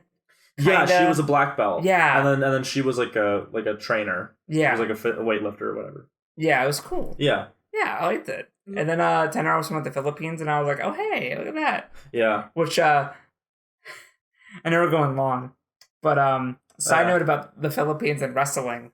Oh. Oh God. Yeah, I'm gonna talk about it. No. There's this video from the Philippines where it is a Filipino System of a Down cover. Yeah. Where it's Chop Suey, Toxicity, and a couple other songs all intermixed together. It's so bizarre. And it's a guy who was getting his order taken at a restaurant, and they keep saying that we don't have stuff, and he gets mad about it. And then all of a sudden it divulges into a wrestling video. Yeah. Where the wrestler's called the Order Taker. And he takes your order. Yeah. And then there's a bunch of other people where it's John Cena and The Rock's there in Austin. Yeah. And and so that was my only look at Filipino wrestling. And so I'm glad that I now have Tainara to counterbalance.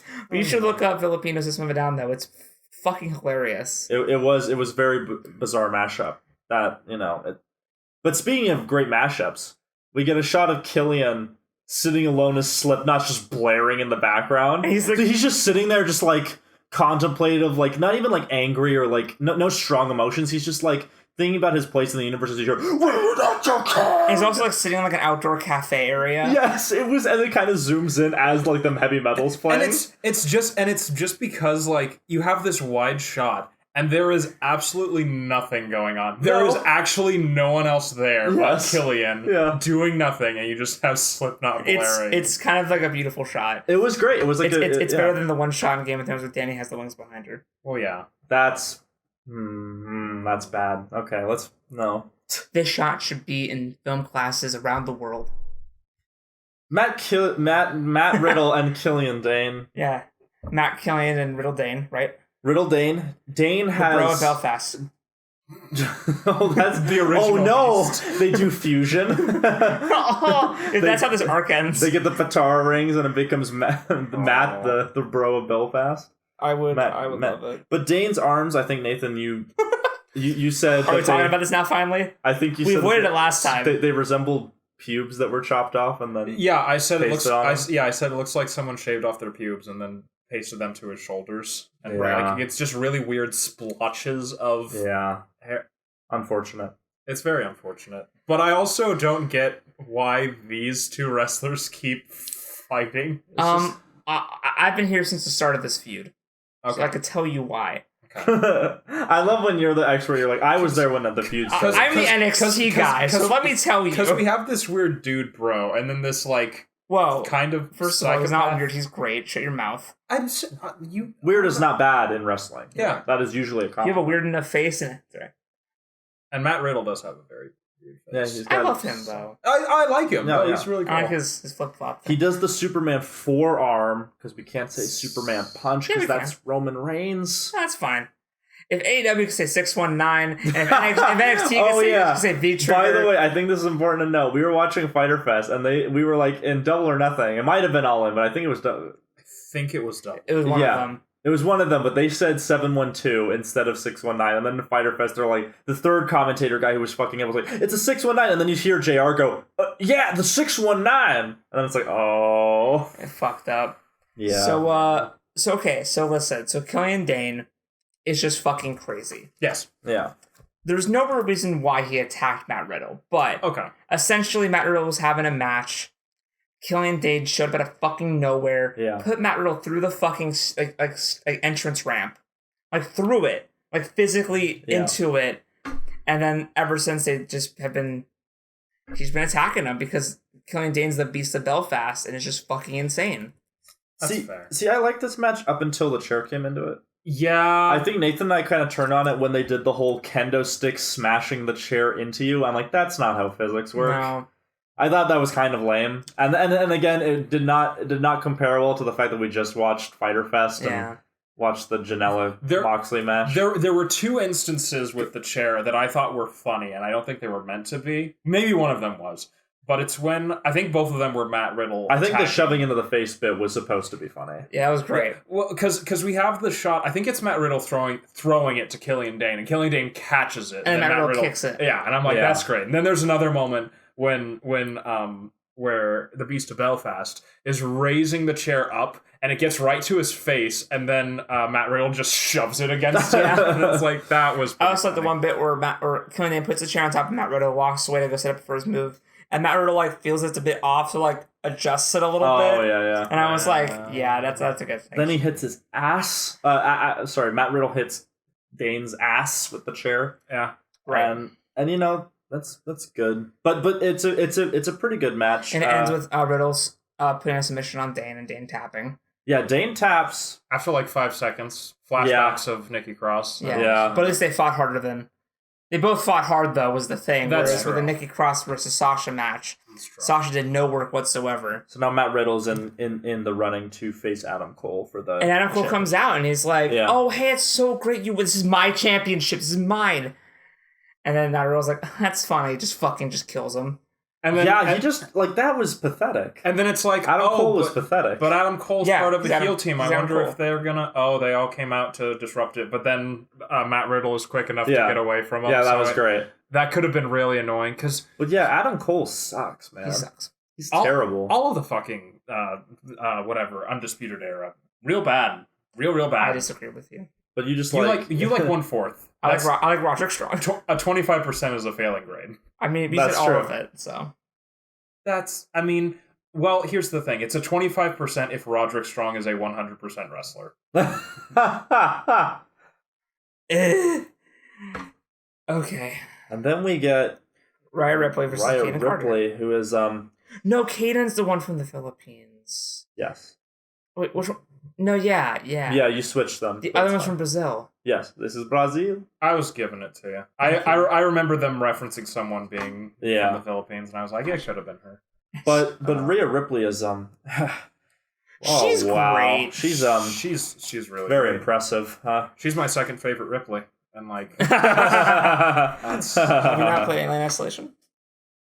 Go fuck yourself. Listen, Alien Canon is a contentious thing. That's a separate podcast for a separate channel. But I liked this match, and Ripley just won. She killed her. She killed her. Yeah, she killed her. She fucking destroyed her. This is an NXT trend that they sort of like have somebody come out and just show, hey, I'm really good. I'm gonna job this person to death. Yeah. And then the final. Oh, I think we got a cut match. Oh, what was it? We got a. What the fuck? Hold on a second. Because you were going to talk about Imperium, correct?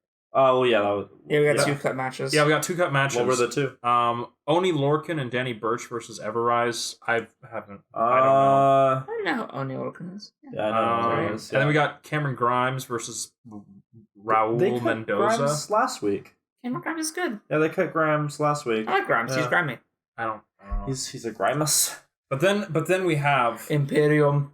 The Nazis and Kushida. They're not the Nazis. They're clearly like Look at this picture. Yes, That's they're not Nazis. That's Nazi as No, shit. I think you are being a social justice warrior right now. No, because I'm saying it like it's a good thing. Because say what you will, Nathan's like, no, your criticism is invalid. I'm the complete extreme opposite of your opinion. Nathan's like, we pushed Nathan into a hole, and he's like, wait, give me a shovel. I can go deeper. Hold on. Say what you will. But throughout history, throughout time, we have never seen a villain as compelling as the Nazis. That's not true. So, by half. So I like seeing this revival of them. That's totally not true. You like seeing the revival of the Nazis? Yeah, in a contained, small, wrestling-based environment. Hey, listen, what is more satisfying? What is a better way to demonstrate that we have overcome this dark time of a history than nodding. Stop nodding. than having the Nazis lose to an Asian and a couple of Chippendale strippers? Like, it's true. It's true. We've come full circle, really. Yeah. No. On a serious note, the Imperium is clearly supposed to be like Nazis. Yeah. I can't. Let the boy speak. I can't do it. I can't do it. No, go on. But Kushida and Brizato. Kushida's never been defeated. No. In NXT. He's like Asuka before Asuka lost. He's like Ronda Rousey before Ronda Rousey lost. Who's Ronda Rousey? Is she in Divas? Oh dear. We are not. I want that clip of us like monkey laughing for like 2 seconds. Just just. But the Imperium is brutal as fuck. They're great. I like them. I like seeing them this time because this time I actually got to see them perform. I like their entrance by the way. It's like a pure white background and just like their silhouette. And I like their little stance they do, and they walk around doing it too, where they're like, they're really haughty British men who are clearly like they're like rich British men who like to wrestle for the honor of their country. The honor of it. Like, yes, we fight because it is the civilized thing to do. Which is what Kushida, who is a caricature of Back to the Future, brings out the fucking 2 gay guys to fight them. And he's like, yeah, fuck it. It was all a political message. And may I say, it was done more subtly than most Hollywood films. Yeah, absolutely. Yeah, obviously. Just like, fuck the Imperium. And I love Breezango, by the way. Because like Tyler Breeze, like I saw him in a match against a guy from like the Forgotten Sons, who's like a really big brute and just kicks his ass. And I was like, wow. Tyler Breeze is talented. Yeah. This is great. There was a really great moment. I don't watch NXT. I don't know their names.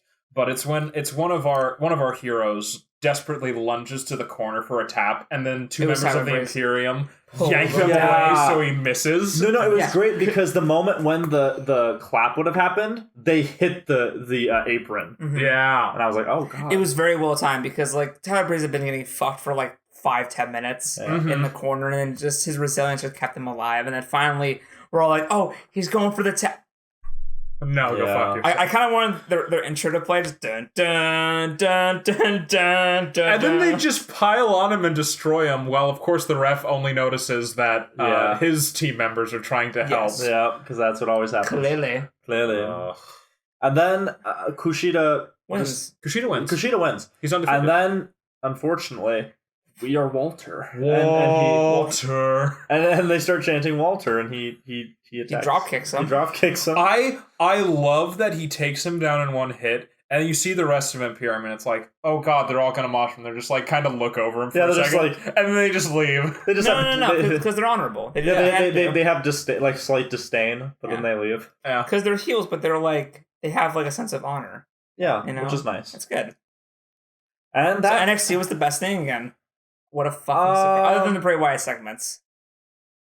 Well, okay. Well, first off. Oh yeah, I was going to say you after our last week's episode, you wanted to have us do a best and worst. I was just about to do each one. Yeah. So who is the best? Do we want to do it like overall or per episode? I'd say per episode. Okay, so for the Raw, who was the best actor? Who was the worst actor? Bray Wyatt.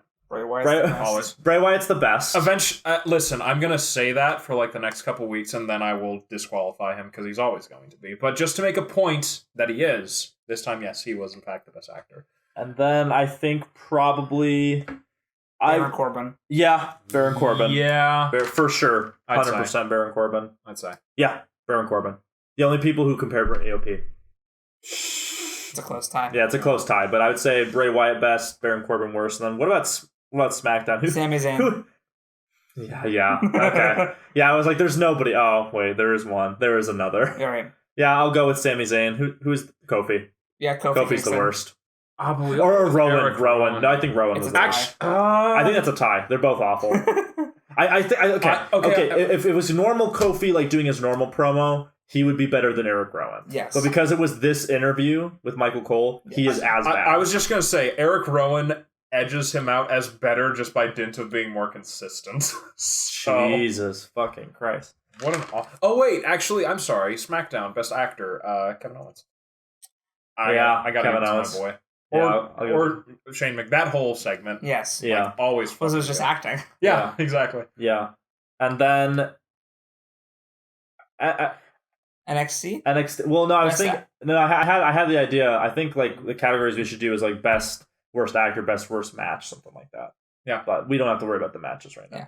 But NXT, who was the best actor? Was it Keith Lee? It's either Keith Lee or Matt Riddle. Yeah. Man. That's weird because Matt Riddle got more mic time, but I think Keith Lee is just incredible. Yeah. I'll go with Keith Lee. I had to bask in his glory. I'll go with Keith Lee, and then I'd say, well, who's the worst actor? Cole. Yeah. Oh yeah, he's bad. Yeah, he's not good. That's real shit. He is a bargain fucking $1 dollar store Chris Jericho. He actually is like a really bad version of Chris Jericho or Hangman Page. Yeah. Hangman Page is such a better version of Adam Cole. It's like if you put if it was Hangman Page trying to act like Chris Jericho, but he's only as talented as Baron Corbin. Oh Jesus! God, you mean why do you conjure such horrifying images? That's what I'm saying. Yeah. But I'd say the Raw was, in my opinion, was awesome. It was much better than last week. It was better. It was way better than last week's, yes. and by dint of this SmackDown existing, yes, I'd say it was awesome. The NXT was awesome. Again, I think the SmackDown might be the worst one we've covered because the amount of filler and just like not giving a shit because we're changing networks. Also, Fyter Fest was awesome. Fyter Fest was great. Fyter Fest was really good. Yeah. Fyter Fest was awesome. And SmackDown was stupid. I can't wait for Seth Rollins versus Rey Mysterio. That's going to be great. That's going to be real good. Of course, we all want Hell in a Cell. And they can't cut that match because it's up against Seth Rollins. Yeah, you can't. Get fucked, Vince. You can't, yeah. But he'll still lose, though. Yeah, this was yeah. He'll still lose. Yeah. You can't have Rey Mysterio against. Can you imagine Rey Mysterio winning and fighting Bray Wyatt in Hell in a Cell? That'd be great. Well, no, I think because the way my mind perceives it is he beat Seth Rollins, but Seth Rollins is still the one contracted to do Hell in the Cell, so he's like, you don't even get. I think Bray even said he wanted to fight Seth no matter what. Yeah. I know. But I assume Rey Mysterio will either lose outright or else we will get another Fiend intervention of I'm the only one that gets to kill you. Yeah. So maybe, yeah. We'll see how it goes. Ups and downs. This is a long episode. Jesus fucking Christ. Well, we had a 17-minute prologue with AEW. Hey, we covered Fyter Fest in under 20 minutes. Yeah. So 17 minutes is under 20 minutes. No, that's what I'm saying. We're all friends here. Is that it's the length? It's basically like almost as long as both the Raw and the SmackDown. But we covered it in way less time. But hopefully Raw keeps good and maybe the reboot will help SmackDown because my God, does it need it?